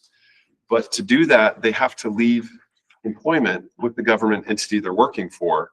And what ESI does, it comes in and they become an employee of ESI essentially, and then can go back to that governmental entity and continue to work for them. Now, in speaking with ESI, they've indicated that this would be somewhat of a unique model for them, but that they're interested in pursuing it. And so that if you had a government employee who's interested in coming over to the town, ESI is not going to, they're not a headhunter. They're not going to go find people. But if the town has people that are interested in these positions, they could facilitate that so that instead of bringing that person on as an employee, we contract with ESI directly and then pay ESI, who would then pay this person their benefits and everything. So an interesting option model there for ESI. IPM, got a slide on that. They will actually go and they have a stable of candidates, potential people who can fill these roles. They do a lot of work in Arizona. A lot of municipalities have used them to fill temporary staffing. And they've actually supplied a retainer letter that the council could consider tonight if it wishes and enter into. Under that agreement with them, they would provide candidates per position. So they've listed 3 positions in the retainer letter: clerk, manager, and finance director. They would provide candidates in 15 days for those positions.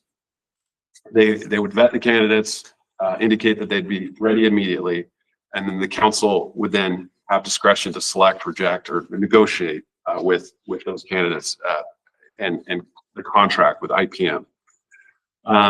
One term in that retainer letter, an important one, is that the town would agree to work exclusively with IPM for the next 30 days. So that means we wouldn't be able to pursue other options, right? 30 days, IPM would get to do this work, present, who they have, and the town could go from there. So the options for council is, the council could decide to table this item, come back. The council could decide to move forward with a potential retainer agreement for 1, 2, or all 3 of those positions. Perhaps council says, we want IPM to go find us some manager candidates, but maybe we want to explore ESI or to see if there may be interested candidates. And I think there might be interested candidates out there that would want to join the team, as an FYI. There's a lot of professionals that are excited about Santan Valley Incorporation and might want to join and be a part of this process. So there's some decisions we can table it. It's really up to the will of the council what you would like to do. But those are some of the options that we've been developing for you. The decisions for council: is there an interest in using staffing companies and consultants? If so, is the council interested in possibly entering that 30-day? There's no funds are committed. There's no financial obligation. It's the 30-day exclusivity for 1, 2, or all of those positions. So, Mayor, council members, I happy to answer any questions, and there are none. Thank you, Mr. Quist. Do we have any questions for Alan? Mr. Mayor. Councilmember Wolford. Yes, Mr. Quist. So just, so I'm clear regarding the process moving forward, are we going to be doing 2 things in parallel? Finding an interim town manager, town clerk, et cetera, and then at the same time be executing a search for a permanent one? Or is the idea to eventually appoint that interim, hoping that they present themselves well? So the interim would typically, and we can negotiate the term, but they're typically going to stay on a year, or 6 months, maybe a year. So we have a term with them, and hopefully there'd be enough continuity there that they could get things up and running at a minimum, right? And then at the end of that period, council could evaluate. We want to bring them on full time, and that's if we go with IPM, right?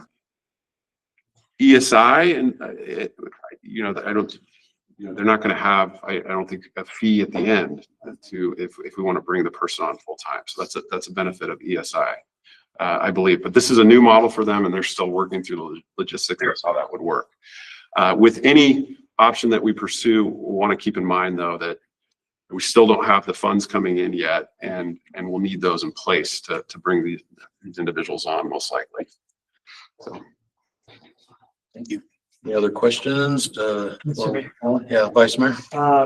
Mr. Quist, so if we go forward with a temporary company, do we start another search for a permanent council member, not council member, but town manager? What would that look like? What would that process look like?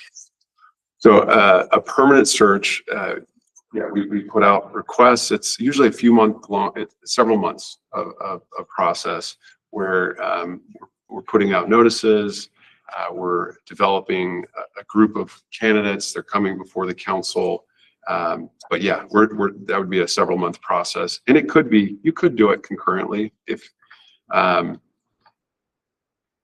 thought would be to get the interim in place, let them get going, maybe have them for 6, maybe months, maybe a year, and then start the process for permanent, maybe 3 months in, 6 months in. And so we've got some continuity there. That's great. Yeah, I wasn't sure if we should do it in parallel or give this time. Yeah, I would recommend some time with the interim. Any other questions from the council members?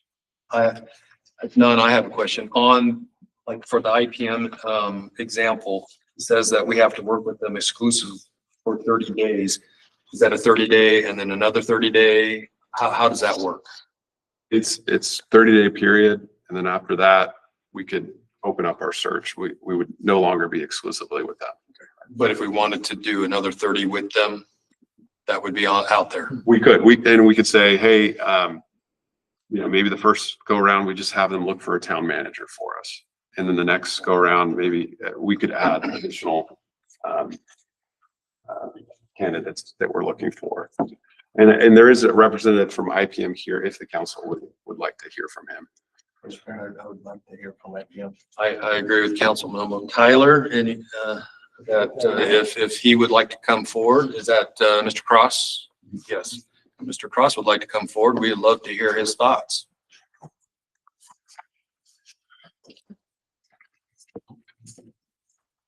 Good evening, Mayor and Council. It's good to be with you. Congratulations on behalf of the firm. We really appreciate it. I'm here representing Tim Pickering, the Chief Executive Officer. Tim, unfortunately, is out of the country. Otherwise, he would be here in person. I'm the former Chief Operations Officer, but I've asked Tim, or he's asked me to stand in for him and try to answer any questions you might have tonight. So I'm happy to do that and run through the process a little bit with you and answer any other questions you might have with respect to the work that the firm does to try to recruit for your interim positions, whatever those requests might be. So, questions for Mr. Cross from the council? Well, then, Mr. Cross, Mr. Mayor. Mr. Wilbur. Thank you very much for appearing here tonight. Going over the letter, again, that was provided to us by Mr. Pickering. It does mention here that you, subject to this letter, within 15 business days of the date of this letter, September 15th, would have up to 3 potential resumes per position. So that brings it to this Monday, October 6th. Do you stand with that date? You would have potentially 3 per role available for review by the council? As Mayor, Councilmember Wolford, I think the intent would be once the retainer letter is actually executed by either the mayor or Mr. Quist, it's the 15 days after that. I think. Okay. So if it's tonight, it'll be 15 days after. Okay, thanks for the clarification. And then you, your firm assisted, forgive me if I butcher this name, to our friends in Tucson, but you assisted Tucson with their incorporation efforts, correct? That is correct. Tucson, yes, it's a confusing pronunciation, but yes, that's that was some time ago. But they very successful process that occurred up there, and very helpful to be able to get them up and running as well. Great. Any other questions? Councilmember Tyler? Sorry, Mr. Cross, how would it look if we, after the first 30 days, if we wish to continue services, what does that look like? In terms of the, Mr. Mayor, in terms of the exclusivity period, you mean, and, yeah, I think what's envisioned, with the process is depending on direction we receive, this evening, if that's in fact the truths of the council, if it's one position or if it's all three positions or just two positions, or two of the three, that could be within that first 30-day period. If there's a request to add a position beyond either one, two, or three, then the exclusivity period would start upon execution of the signed retainer letter at that particular point in time. So just another 30 days period to be able to go through that process. There's a lot of back end work that we do to not only re-engage potential qualified candidates, but also go through the vetting process with them and make sure that they're completely engaged and available for the time period that you're going to need them for too. Okay. Any other questions for Mr. Cross from the council? And what would, I have a question. What would your part be in this role if yours IPM was selected? Well, Mr. Mayor, since I am no longer actually a formal employee with them, and a colleague of Tim's is their former chief executive or chief operations officer, to the extent that Tim might need me as a liaison, I'm happy to help in whatever capacity he might need me in. You mentioned a permanent replacement at a certain point in time when you're ready to go through that process for your next manager or other position, as the case may be. That's actually what I'm doing on the other side of things, is more of the permanent executive search and placement sort of things, and what I'm mostly doing right now. But I'm assisting Tim on a volunteer basis, basically, when he's not available to be at a certain meeting. So, okay. And Mr. Cross has some experience in town management, as he has been with the town of Queen Creek. right. So he does have a lengthy experience sheet. So that's something to consider. Any other questions for Mr. Cross on his representation of the company, IPM? Okay, hearing none. Thank you, Mr. Cross. Appreciate that. Now, I will say that this is something that can be tabled. Doesn't have to be decided tonight. And if we needed to have more further thought and any questions that might come up, we can also move to retain one IPM per se, and if we so choose so just making sure that every council member understands that at this point in juncture. So I'd like to say that if the council is interested in moving forward with retaining IPM for the next 30 days at no cost to the town, to search for the position of town manager, town clerk, and town finance director. If so, if there's a motion to retain IPM for the next 30 days pursuant to the terms of their engagement letter, I'll entertain a motion. I'm proposing to table the matter for a later date. Okay, we have, is that your motion to table? Yes. Okay, I have a motion from Councilmember Jenkins to table this. Is there any discussion on that, or do we have a motion? I have a motion. Oh, hold on. Do we have a second? A second is what I meant. Sorry. I'll second that. Okay, Councilmember Hunt seconds it. So this is, sorry.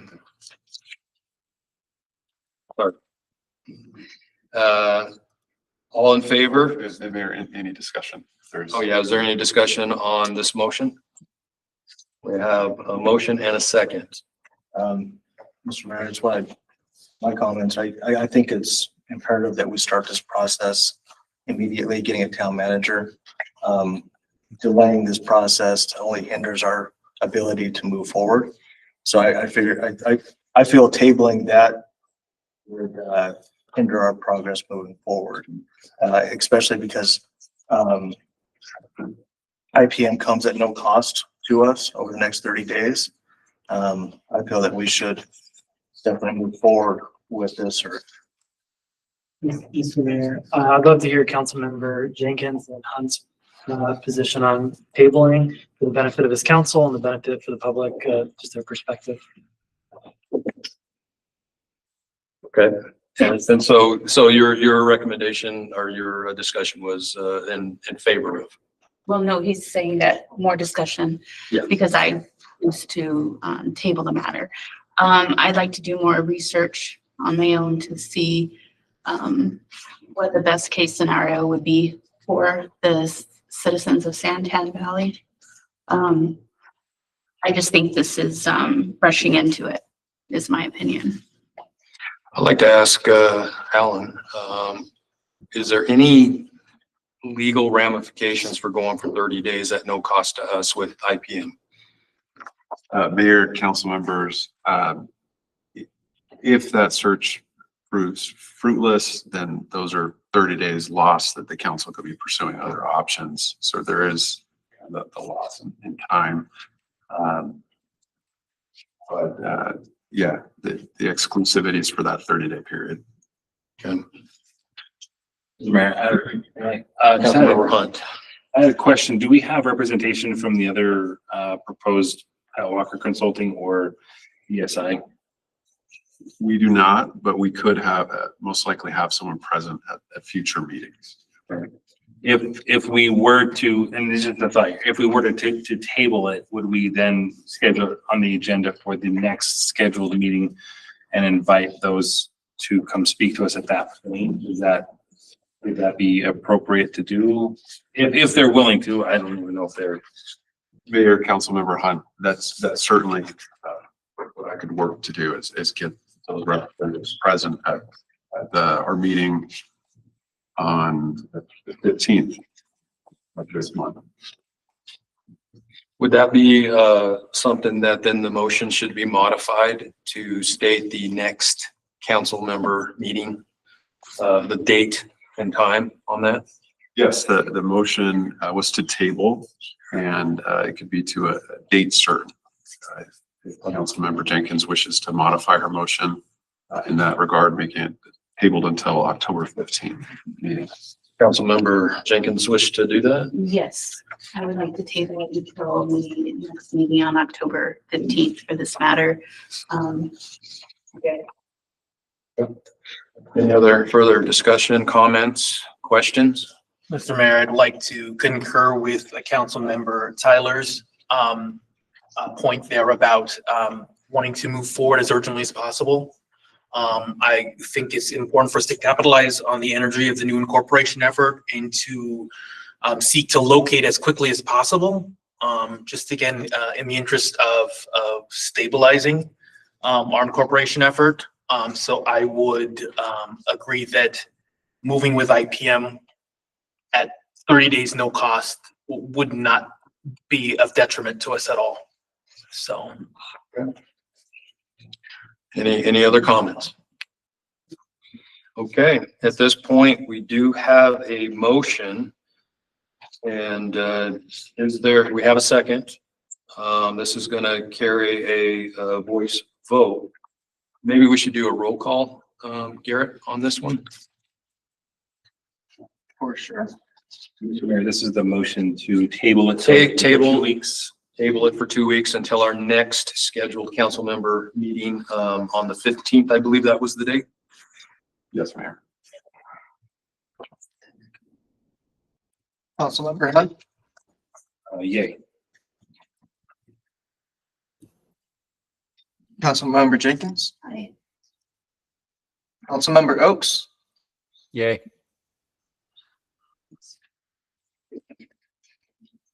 Councilmember Tyler, nay. Councilmember Wolfert, Nay. Vice Mayor Hudgens, Nay. Mayor Schneff. Nay.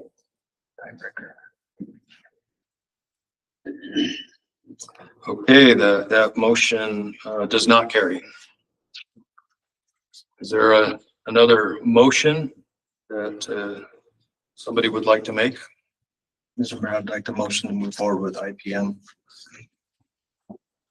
And Councilmember Tyler, if I may, as to all three positions or as to? Sorry, I would like, Mr. Mayor, I'd like to move forward or motion to move forward with IPM for all three positions. And then can you state those three positions? Town manager, town clerk, and financial director. We have a motion on the table.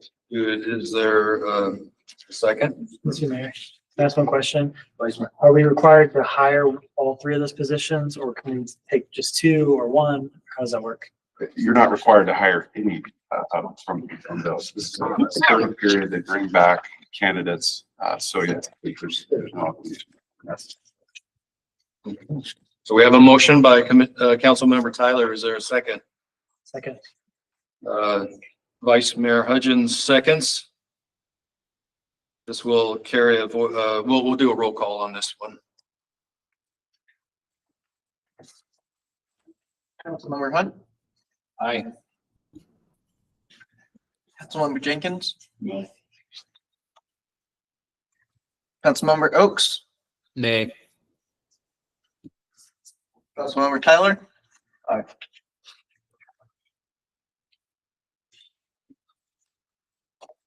Councilmember Wolfert. Aye.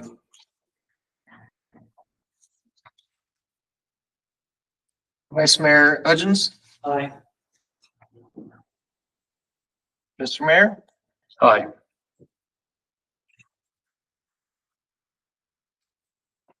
That motion carries. Okay. Let's get somebody in 30 days. Let's not waste any time. Okay, thank you. We'll now go to item 4J, the presentation and discussion regarding options for filling key municipal we already did that one. We're not going to replay that one again. We'll move to item 4K. Presentation and discussion regarding the League of Arizona Cities and Towns. Mr. Tom Belshie, Director of the League of Arizona Cities and Towns, will provide an overview of the League's role, services, and resources available to municipalities, followed by council discussion on how the League may assist the town of Santan Valley. Mr. Belshie, the floor is yours. Mr. Mayor, members of the Town Council, it's my pleasure to be here tonight. I was sitting and thinking about this. I've been working with cities and towns for 32 years. At the end of this year, I will be retiring as the executive director of the league, but I was thinking about, I've been involved in the incorporation of 5 different communities. And I just want to tell you that the preparation that's been done for this meeting is second to none. I want you to know that the work that's been done for you by Alan is tremendous. Let me just tell you a couple experiences I had in first incorporations. I remember when the town of Tusayan incorporated, and we were the first presentation at that meeting, the first council meeting. And as soon as I started speaking, a gentleman walked past me and served a summons to the members of the town council that they were going to be sued for illegal incorporation. So, you don't have that, which is great. So, I also want to tell you that this is a community that's been waiting for this for a long time. And I've been involved in several other incorporation efforts here, and I just want to congratulate you on finally getting it done, and just to let you know that the league is here to help. What the league is all about is providing value to cities and towns. And we are very proud of the fact that except for 1 year where one city was not a member of our, that incorporated city or town was not a member of the league, all cities and towns have been members of the league since 1937. And so that's something that we take very, very seriously. And we're here to help. I also want to tell you that despite the fact that Justin has stolen employees of mine in the past, I still give him my highest recommendation, and would let you know that in all seriousness, they don't teach municipal law in law school. That was something that came as a surprise to me. And so adequate representation of a city and town is extremely important. When I go out and talk about incorporation with cities and towns, I tell them that having a good attorney is absolutely critical, especially in your formative years that you're doing these things. So I congratulate you on making that choice. I also want to tell you that I have worked with all the companies that have been represented here tonight. I have a personal relationship with them. I'm happy to talk to any council member that wants to talk to me about the kind of work that they do. And normally what we will do as the league is if there's questions that you have, or if there's companies that you want to know about, we don't make recommendations, but what we can do is say, we know that they worked on this project with this city. You can contact them to see, what their feelings were. That's the kind of help that we can do. We don't try to push you in any one direction, but what I can tell you is I have worked with the companies that are being presented here tonight.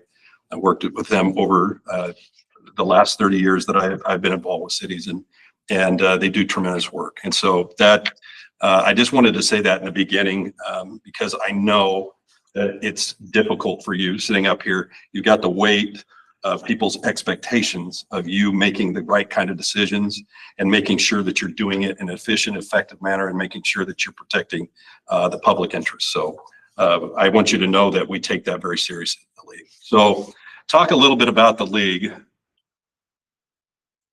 Okay. We are a voluntary, nonpartisan, nonprofit association comprised, and I hope I got all of the 91s because giving Justin a hard time, I hope I didn't make the same mistake. So I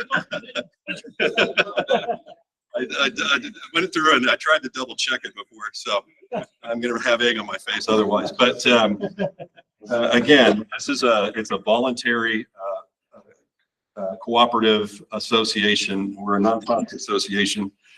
We hope, as I talk about the services, what we hope is that you'll see is that we are just here. We hope you see us as the first call. If you have a question about something, now normally we will work with your staff, and that's fine, because again, and I'm sure you'll be talking about this with the council manager form of government. What is expected of you is to set the vision for the community, not to do that day-to-day work. That's why people have put you on here, is to watch what's being done, but to also, provide the vision for your community.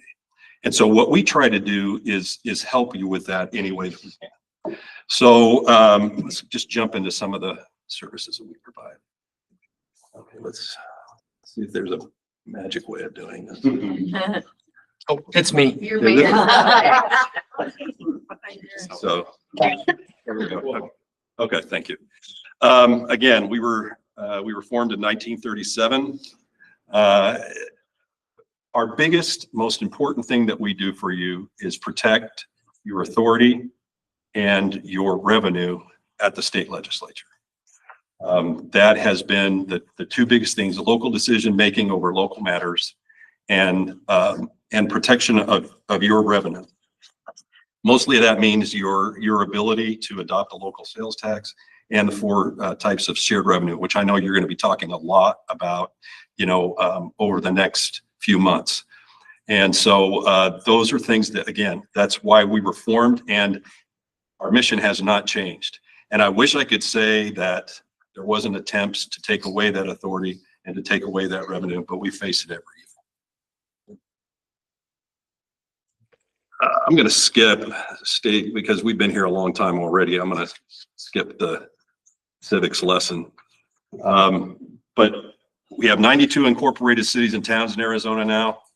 And the vast majority of cities and towns, the only cities and towns that haven't formally adopted the council manager form of government are very smallest communities that basically they're so small they need just a clerk to operate, but they still operate under the same principles. We have 19 charter cities.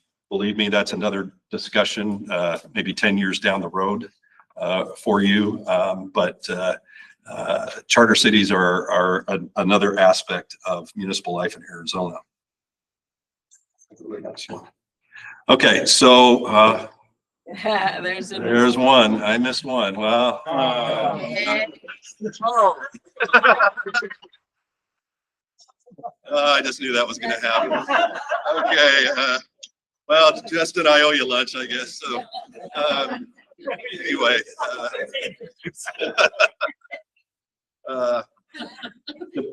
I talked about our legislative advocacy. That's the most important thing we do. We have 3 staff members that are dedicated to that. You'll get to know our legislative director, Tom Savage. He is watching these proceedings tonight, and also we have 2 others, Marshall Pimentel and Yerisbeth Caballeros, and they do a great job. They are our boots on the ground over at the legislature, and we appreciate very much the work that they do. Renee Guillen, one of my deputies, and I also are very involved in that. And again, we protect your interests as well as we have policy committees where each year we develop our own legislation. And so as a town, for example, if there's something that you think needs to change in state law, you have the opportunity, council members, the mayor alike, to be a part of those policy committees and decide what our legislative agenda is going to be. And that's a very good process. And then it ends at our, did any of you have an opportunity to go to the league conference this year? I know we made invitations. Okay. Vice Mayor Hudgens, sorry. The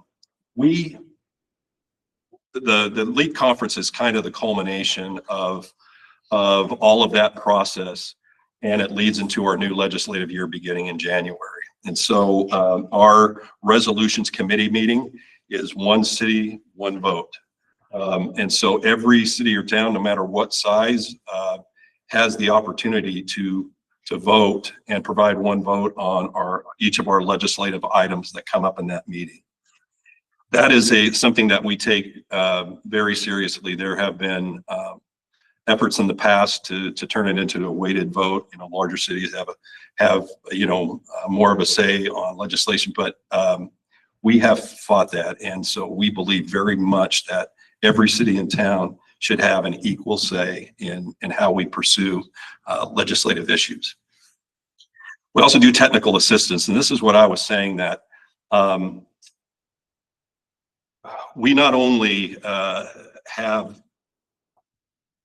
what I would say is we facilitate your opportunities to have your staff, for example, the toughest jobs around, and I know, again, my many years of doing this are city attorney, city clerk, finance director, and city manager. Okay. Very difficult jobs. What I would say to you starting out is, before you even have those employees come on, is assume that they're trying to do the right thing. Too often these days, we have people who assign nefarious activities to their staff. It's something that I don't understand. And usually those staff are trying very, very hard to provide you with good information in which to make your decisions. And so when you get a packet ahead of time with information, do them the courtesy of actually reading that information before the council meeting. Don't open the packet up on the dais and try to read it during the council meeting. That does them a great disservice. We're here to put you in contact. Let me just tell you what a typical day at our office will be. We'll get a phone call that says, you know, we have a question about how an expenditure limitation works. Okay, so we have a staff member that specializes in that. And so we will direct your staff member to that person. If it's more specialized than that, we also know which cities and towns have already been through that or may have a similar situation as you do. And we can make a phone call and facilitate a finance director from another city to contact your finance director and say, hey, this is how we did it. And if you'd like, I can send you a sample. The Municipal Clerks Association, you know, clerks are an interesting breed, okay? These are the kind of people that now I think we show up early to meetings, okay?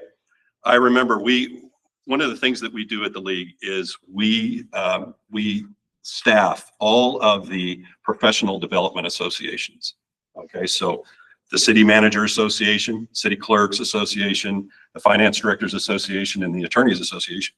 We are the staff for those groups. And the reason that we do that is because we want to make sure that they know, okay, here are the things that have changed in state law that you need to know about. We want to make sure that all cities and towns know what they need to do to comply with state law. That's very important because when one city is not compliant with state law, guess what kind of bill we get at the legislature? All these cities and towns are doing this one thing, okay? So we take that very seriously. And so we work with those associations. We go to the Clerks Association meeting. We show up 7:30 and there's already 15 clerks lined up waiting for us to open the doors. That's the kind of people that clerks are. They want to make sure that everything is perfect, that your records are good. There is a lot that they have to do. We provide a way to facilitate. We have those groups. If your clerk has a question about, well, what do you do if you're going to have, this just popped into my head. Please don't take this personally. Recall election. And so let's say that there's a recall called out against you, and they've never had that experience before. They can call the league, and either Nancy can answer their question. Nancy is our general counsel. We appreciate her being here tonight. Or we can put them in touch with somebody who's had a recent recall. So that's the way our technical assistance works, and we think it's a very good way for your staff. Now, what is your interface with us? Okay. I want to be very careful we start off on the right foot. When there are questions that are legal in nature, okay, often what councils want to do is they'll get an answer from their attorney that they don't like. And so they'll come fishing for another opinion from the league. Okay, it happens all the time. Same thing with the reporters. They like to come to the league and have us say, well, is that normally what cities and towns do? What we prefer is if you have a question that's legal in nature, you ask your attorney. If your attorney feels that they need our opinion or they'd like to get a second opinion from us, then it's up to them to talk to us. Why do we do that? The reason is we don't represent you in court. Your attorney does. So what your attorney says goes. We are simply there to help. Nancy facilitates the work. She facilitates the work of the city attorneys in the state. They get together and collaborate on new bills. They'll come up with sample ordinances, and they work to make sure, again, our main purpose with the technical assistance is to make sure that all cities and towns are in compliance with state and federal. Then we do communication and education. We have lots of training. I'm wearing a button, I think, from Civic Craft, which is, we have two types of trainings that we provide to council members. One is what we call the newly elected officials training, which we hope you'll all attend. And that talks about the basics. It talks about the things, mostly about legal requirements, kind of the things that'll keep you out of hot water. And then we also have this new program with Civic Craft, which is about best practices. You'll want to do as a council member and as a council in whole, you'll want to focus on best practices, not just doing what's legal. We want you to be educated about what is right and what is wrong in the job that you do. But more importantly, we feel like there are some best practices that have been figured out over time. And if you are operating under the principles of best practice, you're automatically going to fulfill the law. So we hope that you'll take advantage of those trainings. The league conference we hit a new record for attendance this year. We had 1,700 people. Includes, we usually have senators and or Congress people. We have lots of state legislators that attend, mayors and council members from across the state, and also city staff and sponsors from companies that work with cities and towns as well. And so it's kind of our crown jewel.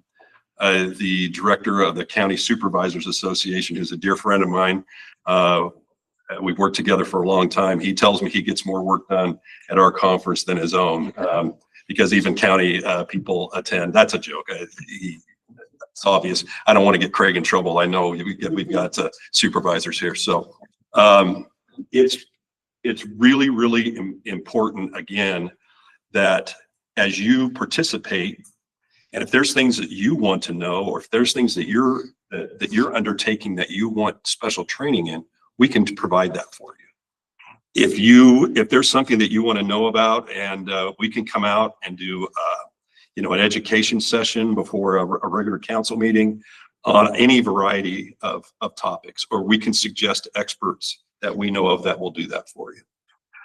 So again, those are the three areas that we kind of work in. Next slide. Okay. We have a 25-member executive committee, 25 mayors from around the state. We look at geographical coverage, as well as size of city when we're making those decisions. We have a nominating committee, and we have a 4-year term, so that every 2 years, just like with your elections, every 2 years, we're having people come on and come off of the executive committee. And so that it has been my pleasure for all this time I worked with for mayors across the state. And I am a true believer in what you all do. I have had the pleasure to work at the state. It wasn't as much of a pleasure as working for cities and towns, however. I think local government is really where the proverbial rubber meets the road. I think that what you do every day for citizens is much more important to them than anything that is done in Washington, D.C. And unfortunately, most citizens don't know the extent of the things that you'll be talking about on their behalf. And so that's something that we try to do too, is inform the public about the really important work that we do. Next slide. This is our current executive committee members. President Kevin Harkey from the city of Chandler is our president, and our officers are really involved in our day-to-day stuff. They have, it's interesting. We are a nonprofit association, and I always know that to be true because we test the nonpartisanship of our elected officials and asking them to take certain positions that maybe, but we've reached an agreement as all cities and towns on a position we may be taking on a bill. And that may not be the exact position of the president of the association, but because they're the officers, they go out and they carry that message regardless of their own personal feelings. And so we have a lot of respect for the people that are on executive committee and do the things that they do each day. And it is truly a group that of 25 people that have very varied ideas about how things ought to be done. But I think when they commiserate and when they come up with a decision, there's been very few times in my 30 years of service that I thought that they were doing it the wrong way. And so we have a lot of respect for what they do. Next slide. This is our wonderful staff. We have a small staff, but they are all kind of generalists. They know about all of the different operations that the league provides. When you're a small operation, I remember I tell my staff this story. They don't believe me, but when I started at the league, one of my jobs was to do the sprinkler system because I had some knowledge in that, having been on the grounds crew at my university. And so that was part of my duties when they hired me, because we were a small association and they were trying to save money. Now, I don't do that to my staff now, but all of our staff is involved in legislation. All of our staff is involved in the education, and also in the questions and answers that we provide.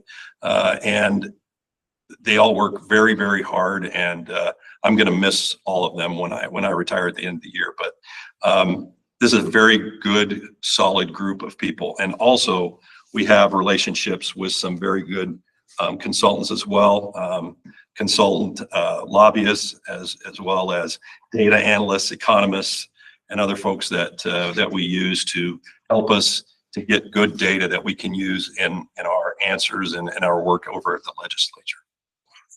Next slide. Okay, about that, let's go to the next one. Okay, so we have a policy statement that we worked off of, and we will have a new one for the beginning of next year in 2026. Our legislative session starts in the second week of January.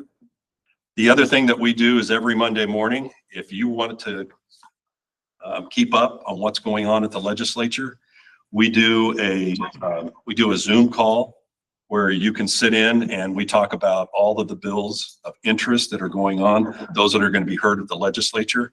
And you're welcome to sit in and ask questions. And what we also like to do is we hope that you'll develop relationships with your legislators so that we can call you and say, hey, we'd like you to reach out to Representative so-and-so and tell them that this is how you feel about this bill. And they get very tired of seeing league staff, as you might imagine.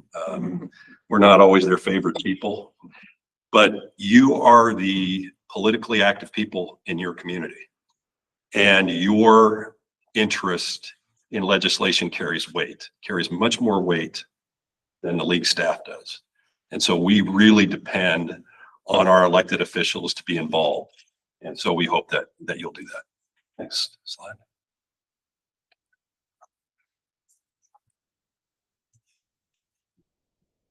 Okay, let's see. We talked about sometimes, depending on if you have a unique experience or if there's an issue that's really important to you, we may ask you to testify in committee. Now, that one of the things that we do, if we ask an elected official to testify in committee, we will prep them, talk to them about the kind of questions they might be asked, but that's another thing that we do. We also provide to you and to your staff we read every single bill that is dropped at the legislature. It's a couple thousand bills at least every year. And then we try to figure out the ones that have an effect on cities and towns. And then we'll summarize those, and that's the ones that we will talk to you about.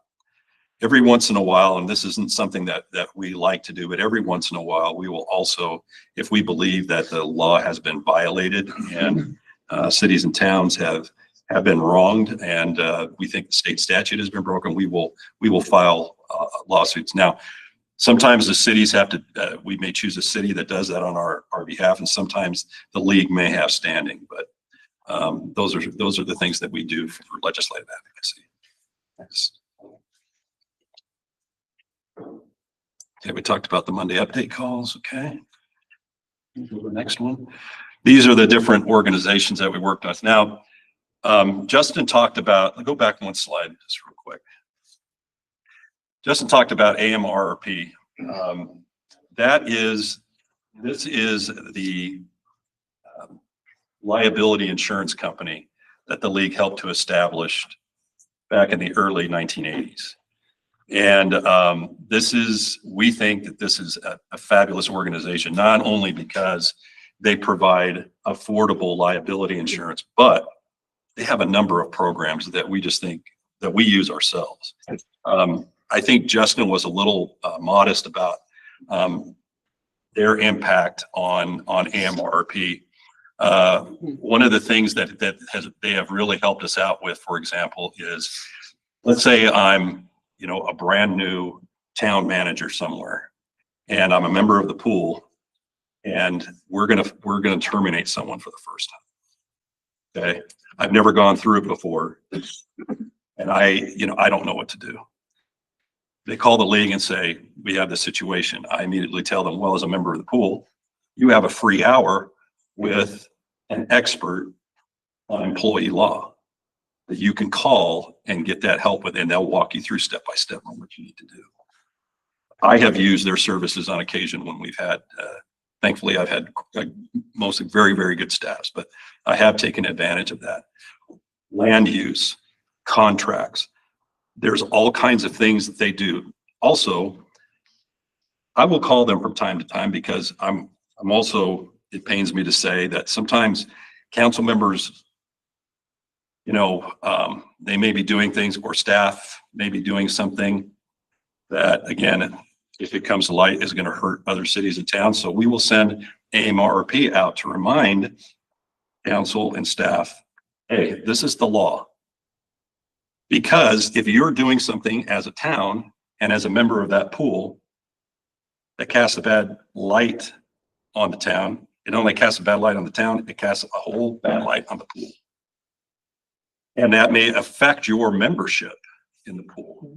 So what we like to do is, before that becomes an issue, we like to do training.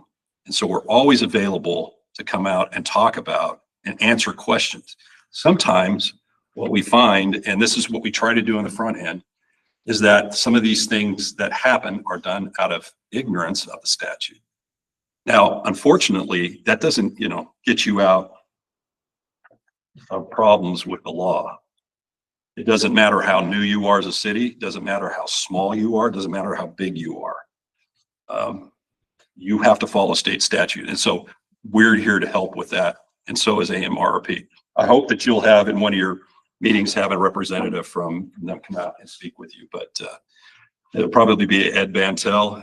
Ed's been around forever, great guy, and has a lot of experience with a lot of different things. Okay, I think that's all I wanted to talk about there. Let's go to the next slide. We have a ton of publications as well. The only ones that are listed there that we don't put up on the website are the Municipal Budget and Finance Manual and the Municipal Election Manual. The reason that we do that is those are specifically for employees. And so if you want to get a copy of it, your staff is going to get a copy of it. If you want to see that, we absolutely can provide it to you. It's an electronic format, but it is the basics of, and as a tutorial, especially the Municipal Budget and Finance Manual, I think it's an excellent tutorial on finances in Arizona. So I really highly suggest that you take a chance and just read it. It talks about budgeting, it talks about expenditure limits, it talks about all the things that you'll be dealing with as a new council. And then any of those other subjects that are there, I think you're a ways from any of them. But I also suggest reading the Council Manager Form of Government. That's a very good publication, and it's something that I really believe in. We do a lot of presentations on Council Manager Form of Government in the state. Next.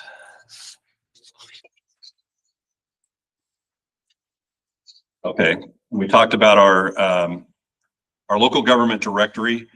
We do, at the beginning of the year, some people like to have that hard copy version. I will just tell you, we send those out, and you'll get a copy of it. That's specific information on every city and town, all the elected officials, all the key staff, their phone numbers, and also data about them. you know, everything from their elevation to when they hold their council meetings. It's all in that book.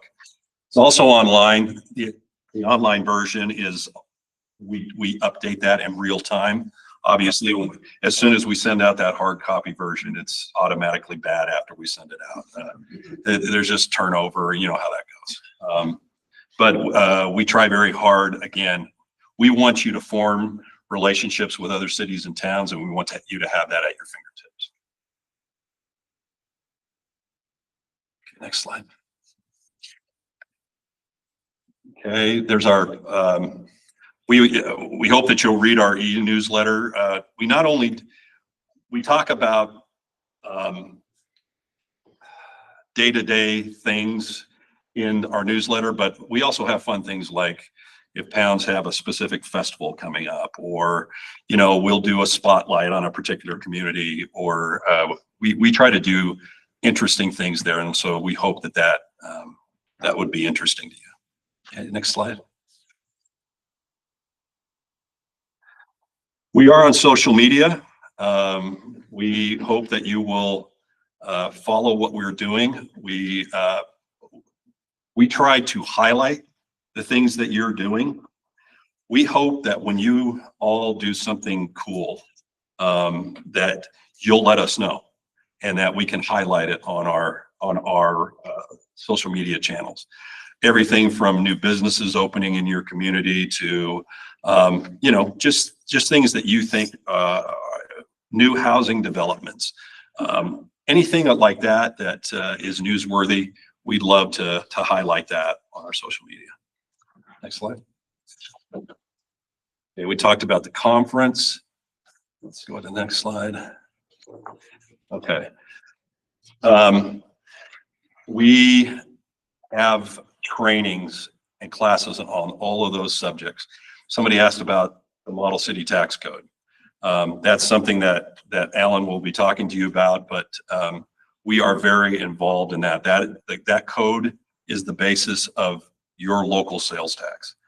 I'm not even going to talk any more about that tonight because, again, you've been here a long time. So, but that is a very important document for you to understand, and we can help again. And Alan already knows that you know, we have quite a bit of knowledge on how that tax code works and can help answer questions about that. Yeah, let's go to the next slide. And that's it. I'll just end by saying that, again, congratulations on this big step. We're here to help. We hope that you'll feel like the membership in our organization brings you a lot of value, and here to help. If you have any questions, you can call us. I will always be honest with you as to whether or not I think it's something that we can help you with.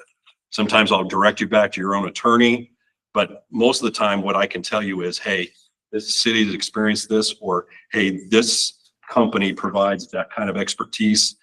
I know if you talk to City X, they've used them, they can give you a recommendation or not. Those are the kinds of things that we can help you with. And so we hope that you'll take advantage of that. Mr. Mayor, I'd be happy to answer any questions that you want. Yeah, I have one question. There was 91 incorporated cities and towns. Was the 92nd one the one that broke your back? Well, no, yeah, I made that decision before you guys, and so that's a great question. No, to make sure we got that on record. No. Any questions or discussion, Vice Mayor? Mr. Mayor, I'd just like to make a comment. Thank you so much for giving us a webpage that we can post notices for the public to be able to view. We really appreciate the league's assistance in that. Also, when I had the chance to attend the league conference, on one of the evenings, they played a song where they went through all the cities and said something about the cities and towns, and Santan Valley was included in it. Nice. And what was stated was Santan Valley is here to stay. So no matter what these presentations say, we are here to stay. So I recommend, if anyone hasn't heard that song, it's on the league website. It's on the league website. It's actually really great. And so just really impressed with that. You know, we used to have a very boring president's report on Thursday night. You could barely hear it because people were talking over the top of it. Mayor Kathy Carlett from the city of Peoria was the first one to do a video for her, and it changed the whole thing. Now, whenever a new president comes in, they try to up the ante, which is great. And people have loved what they've come up with. And I think it really captures the essence of each of those towns when I listen to it. And my understanding is it was a member of the staff that called out. They asked us a couple of questions. What would you say is unique about this town? Because when I first started this job, I worked for a man by the name of Jack Dabalski. Jack was the executive director of the league from 1957 to 1997. Okay, and he saw a lot of things, as you might imagine. And so Jack, when he would take me out and we would visit a city, he would tell me something unique about that. I remember going to Nogales, and he had a favorite place, and he'd always bring a cooler, and he would have a dry ice, and he would pack chorizo from this one little place in Nogales. And we would go to the Gadsden Hotel in Douglas, and you know, we went to the Sundial in Carefree, and just those are the things that have stuck with me all of these years, is that there's a reason that people decided to live in Santan Valley. There's a reason that I chose to live in the town of Gilbert. That's a personal decision for every person. And so you are going to reflect the values of your community, and that's what we hope. And we want to do the same thing. We want to reflect the diversity of all of the cities and towns. So as you all develop and as you bring in new unique characteristics, you know, whether it's an ostrich race or you know, or something like that, you know, I'm not saying copying other cities and towns, but as you come up with your own things, that is what's going to and that's what's exciting about what you're doing, is you're going to create new things that people are going to recognize you for. So with that, again, I'm here to answer any other questions anybody has. Any other comments or questions or discussion with Mr. Belshie?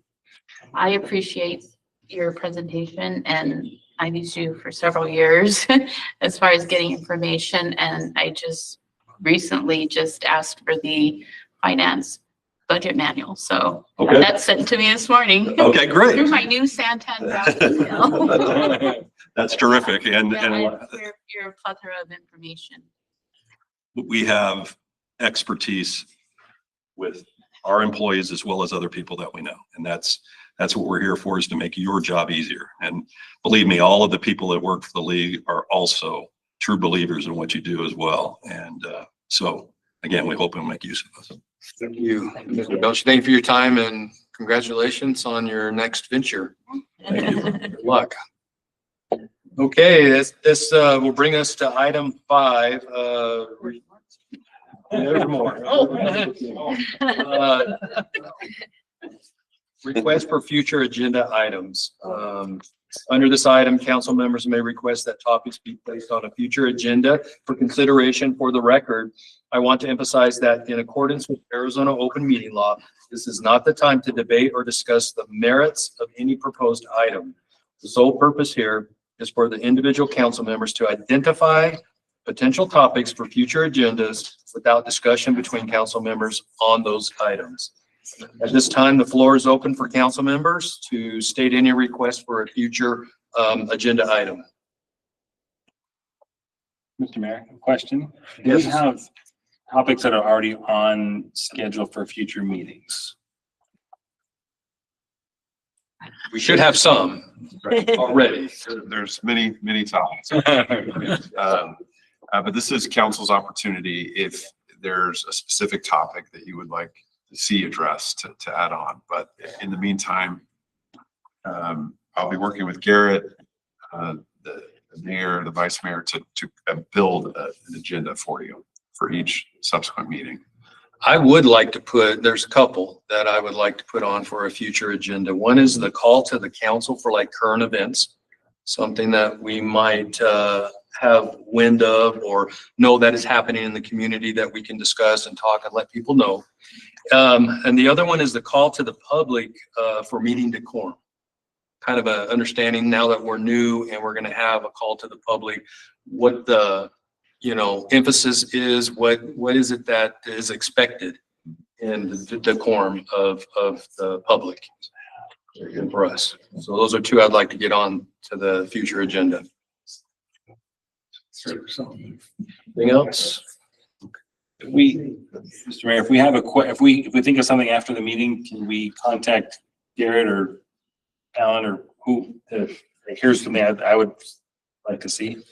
Sure. Yes, it doesn't have to be done right now. We could do it in an email or something, right? Talk to you, discussion. Okay. Okay. So I think Garrett's got those two that I put down. We'll move forward with that. We'll now go to item number 6, call to the public. This is a time set aside for citizens to address the council on any issue within the jurisdiction of the town. Each speaker will be limited to 3 minutes. We do have a hard out at 9:30 in this room and in this building. So if you could try to keep that within the 3 minutes or less, we would appreciate that.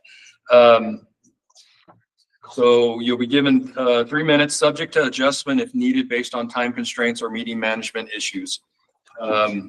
Depending on the time, it may be appropriate to notify that the meeting, like I just said, needs to conclude at 9:30. So depending on how many will be wanting to voice their opinions or thoughts, concerns, or whatever, we may have to adjust that as we get further down in the call to public.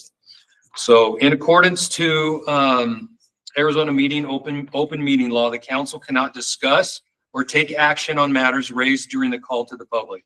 At the conclusion of this item, individual council members may, 1, respond to criticism made by those who have spoken, direct staff to review or follow up on a matter, or request that matter be placed on a future agenda.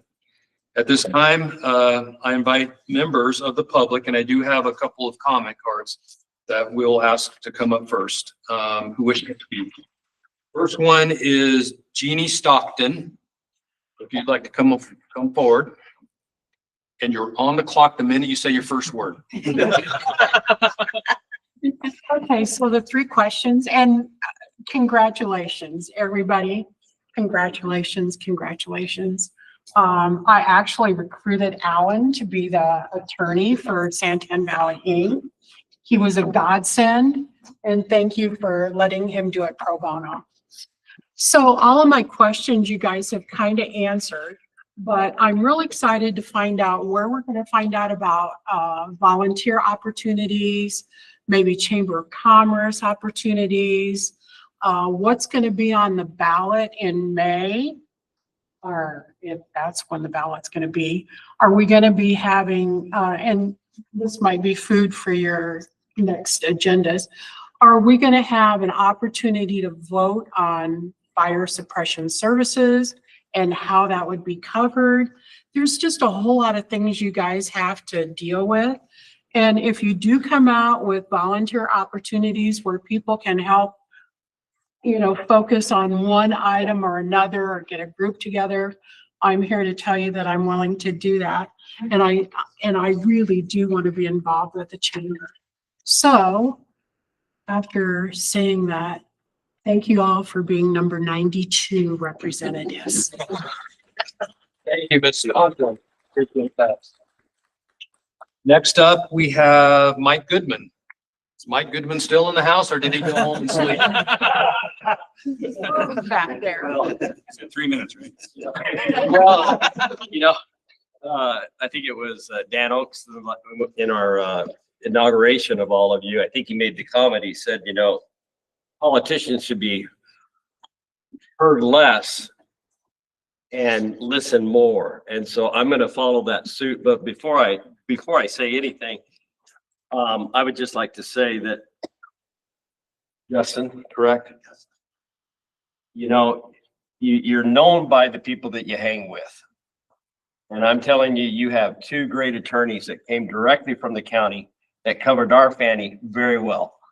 And so you guys are in good hands with the decision you made to retain these gentlemen. The other thing is that I just wanted to bring some events, to your point, that are happening. We are celebrating 150 years of Pinal County being a governing agency within the state of Arizona. 150 years. That's a long good defeat that we've been able to accomplish and do over these years. I want to personally invite each and every one of you and your families to come on this Saturday from 3 to 9. And there will be food, enjoyment, entertainment, bands, everything that you could possibly think of. We have many sponsors that have put the money together. So this is not at the taxpayer's expense. This is many of the sponsors that have helped us put this off in a big bang. So invite all of you and your families to come to that. There will be a fireworks that evening, as well as a drone show that's going to take place. So it'll be a pretty big festivity, and it's at the Florence Park area right there near the public library. Okay. Then the county itself started here in District 2. And by the way, I'm Mike Goodman. I'm the District 2 supervisor for this area. So I need to make sure I Probably should clarify. have stated that. And I'm going to play a rule. I'm going to suggest that we take a 3 minutes. we take a playbook out of your guys' playbook, and that is hold call to the public at the very end of the meeting. That way they're all leaving before you have to actually listen to them complain about everything. We have a bike rodeo. There is a committee that's been put together several years ago called Santan Valley Council. That was something that we decided here in this district to get the input from the public as a whole. So the Santan Valley Council is taking over this bike rodeo. It will be October 18th from 10 a.m. to 2 p.m. at the Home Depot parking lot and now Winco. And so come and enjoy, bring your family members. The whole scenario behind this is adopt a bike program. We have many individuals that have donated their bikes. We have various institutions that are helping to repair these bikes and make them available for the young people of this community to have a bike. Then there is the Florence Unified School District is having a hoot night at Walker Butte. And that's Thursday, October 23rd at 6 p.m. Then there is for our community, Santan Valley. This is another organization that we help put together with many of our non-denominational or non-profit organizations. And there's a lot of good that this particular organization does. Tyler has been a part of that with us over the last few months as we've been getting this off of the ground. We've been doing this for some time. Dan Oaks was part of that several years ago. This particular organization, we were approached by the local, what was that? Boys and Girls Club? Boys and Girls Club here in Santan Valley. And they identified 90 families that were struggling, and they needed a Thanksgiving meal. They called our office and asked us if we'd be able to help. We had identified the different organizations in this community that we could pull together. And it was one of the most, sorry for the 3 minutes. It was one of the most humbling experiences I've had. Within 30 minutes, we had those entire families taken care of just at the table in my conference room. And they were all, and there was a date to bring all the food and everything to the Boys and Girls Club. And it was a humbling experience to be a part of and to see all of the organizations come together to be able to deliver that. I invite, as you guys have amongst you, to avoid the open meeting laws, I invite you to be a part of that. In other communities, City of Mesa, they call it Golden Rule. They call it the Golden Rule Banquet, and they get together every year. So that's just to give you an idea there. Then last but not least is Combs School District is having a trunk or treat at the Combs High School. And that is October 25th at 6 p.m. Now, when I first took office in 2017, I got a phone call from one of our legislators that was elected the same time I was. And he asked, Mike, what do you need?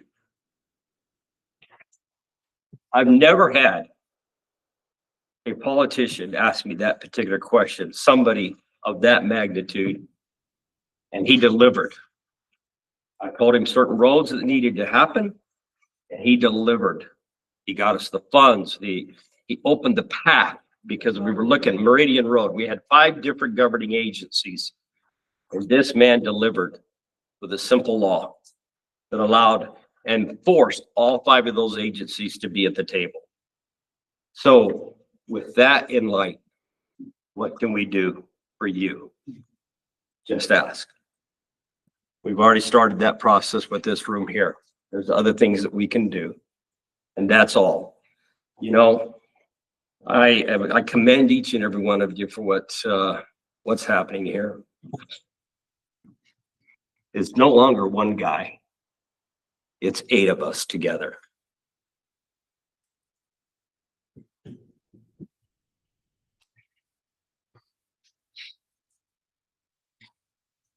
That's been a long time coming. To be able to lean on the shoulders of others as we move forward in a positive way for this community. And thank you, and God bless America, and God bless our community. Thank you, Stuart.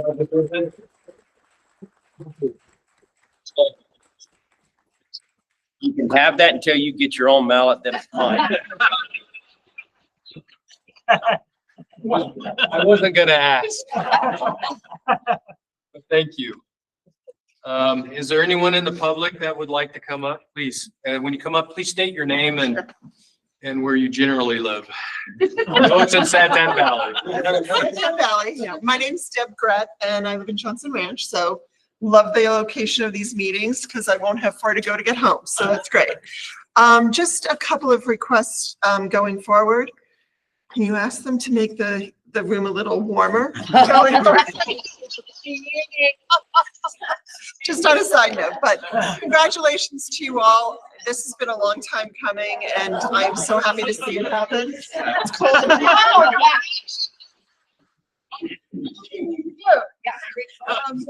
But I did want to just get some clarification. I was on the STD Inc. committee and the League of Arizona Cities and Towns was like my Bible.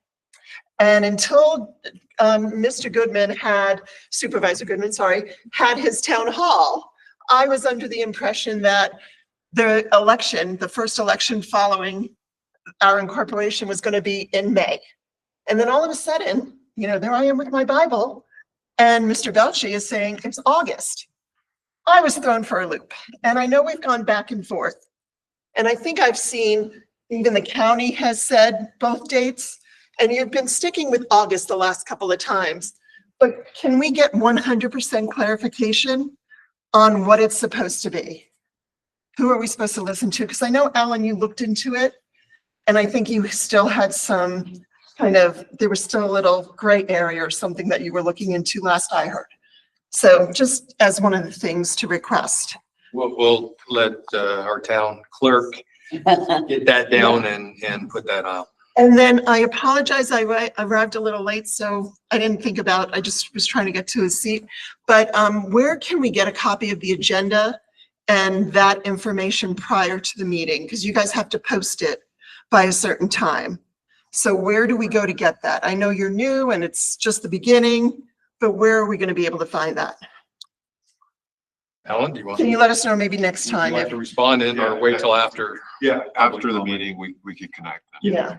All right, terrific. If you could just send an email out to everybody, let them know or something like that, because I'm sure others would like to know as well. Yeah. And I'm going to echo Jeannie's thing. I am excited for this. I will be in the audience pretty much every time. I may be a pain in your butts every once in a while, but I'm very passionate about making sure that this is a success. So I am more than happy to volunteer once you guys get things going. Just let me know what you need. Thank you so much, you guys. Thank you. Congratulations again and good luck. Anyone else in the public that would like to come up? Please do so. State your name. Hi, my name's Karen Mahoney, and I do live in Santan Valley. Thank you. So I just have some questions, and I know you can't give answers, but just to put it out there. During the attorney's presentation, under the next steps for the town, as others have stated, Jeannie and Deb, I'm also very interested, so I was wondering, would there be committees or task force to be able to help with any of those? I know Supervisor Goodman made a statement before at the inauguration that there were 86 of us that applied. So there are a lot of people that are willing to step in and take a little section and do our homework to present back to you. So I really wanted to put that out there. Again, I won't reiterate, but agendas where they'll be posted and how that can be shared. My HOA has a meeting room that has a capacity of 200, but it can be broken down. So if you need to find something else on a short-term basis, my HOA has that. This is a question I'm going to ask, and I'm probably going to get glared at from the back row. Is it possible, I did mention it at the inauguration, for a moratorium to be put on our commercial land through Pinell County until the council is in place to not change any more commercial to anything else? That's what I was putting. I'm sorry, I'm staring right at you. Sorry, Darren. Mayor Darren, I'm sorry. But it was just something that has been asked of me, having been involved with planning and zoning myself, and I just didn't know how to go about it.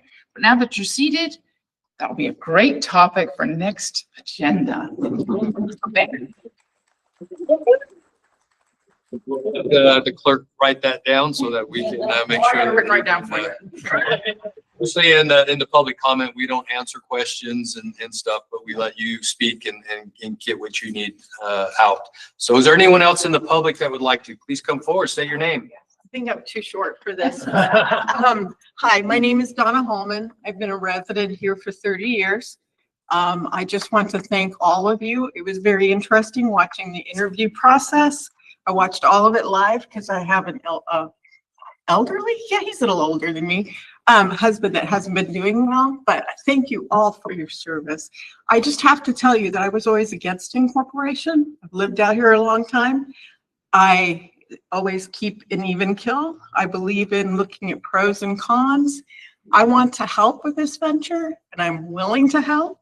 Hopefully I'm going to mimic Jeannie and Karen. I know them both, lived here a long time. Darren, I've met you in person not too long ago, but thank you guys. I've been a president of an HOA for 10 years. I know how it is the most thankless job you could ever do as a volunteer. And I just want to wish you lots of success. And I know it's going to be great things. So I'm glad it shrunk down from 86 square miles. So thank you. Thank you. Anyone else from the public that'd like to come up and have a comment, or anyone at all? Okay, seeing none, I'll close the public comment period, and we'll move on to item number 7. This is tonight, the town council meeting, an executive session item concerning contract negotiations with Rural Metro. Before seeing if there is a motion to go into executive session on this item, I would note that following this item, the council will convene back into open session, but there will be no further business before the council tonight other than adjournment. With that said, is there a motion to convene into executive session at this time? Mr. Mayor, I motion to convene into the executive session on item 7 regarding contract negotiations with Rural Metro. Is there a second? Second. We have a motion and a second. All in favor, say aye. Aye. Okay, we are now convened into executive session. I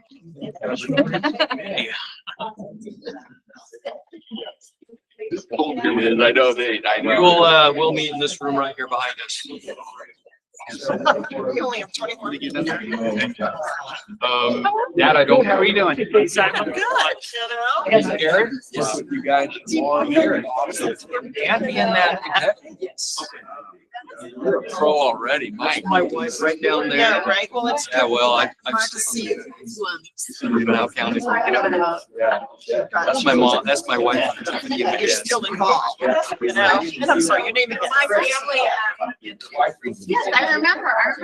This is Darren's dad. Well, He's been here. No. Let's feel comfortable that he said she did whatever she did. I'm good, how are you doing? David. I know. You're the guy that.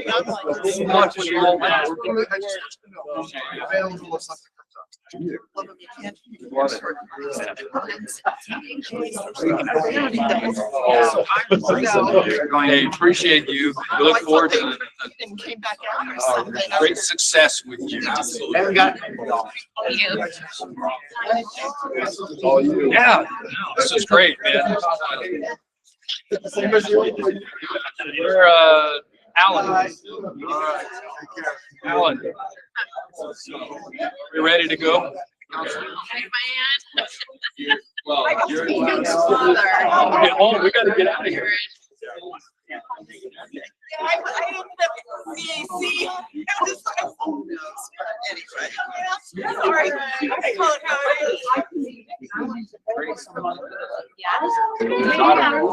is. Is, my border. So I stayed in Gamble. So I'm just. I got behind David with those crazy days, so I was calling out Karen. Like, oh, did you just still hear that?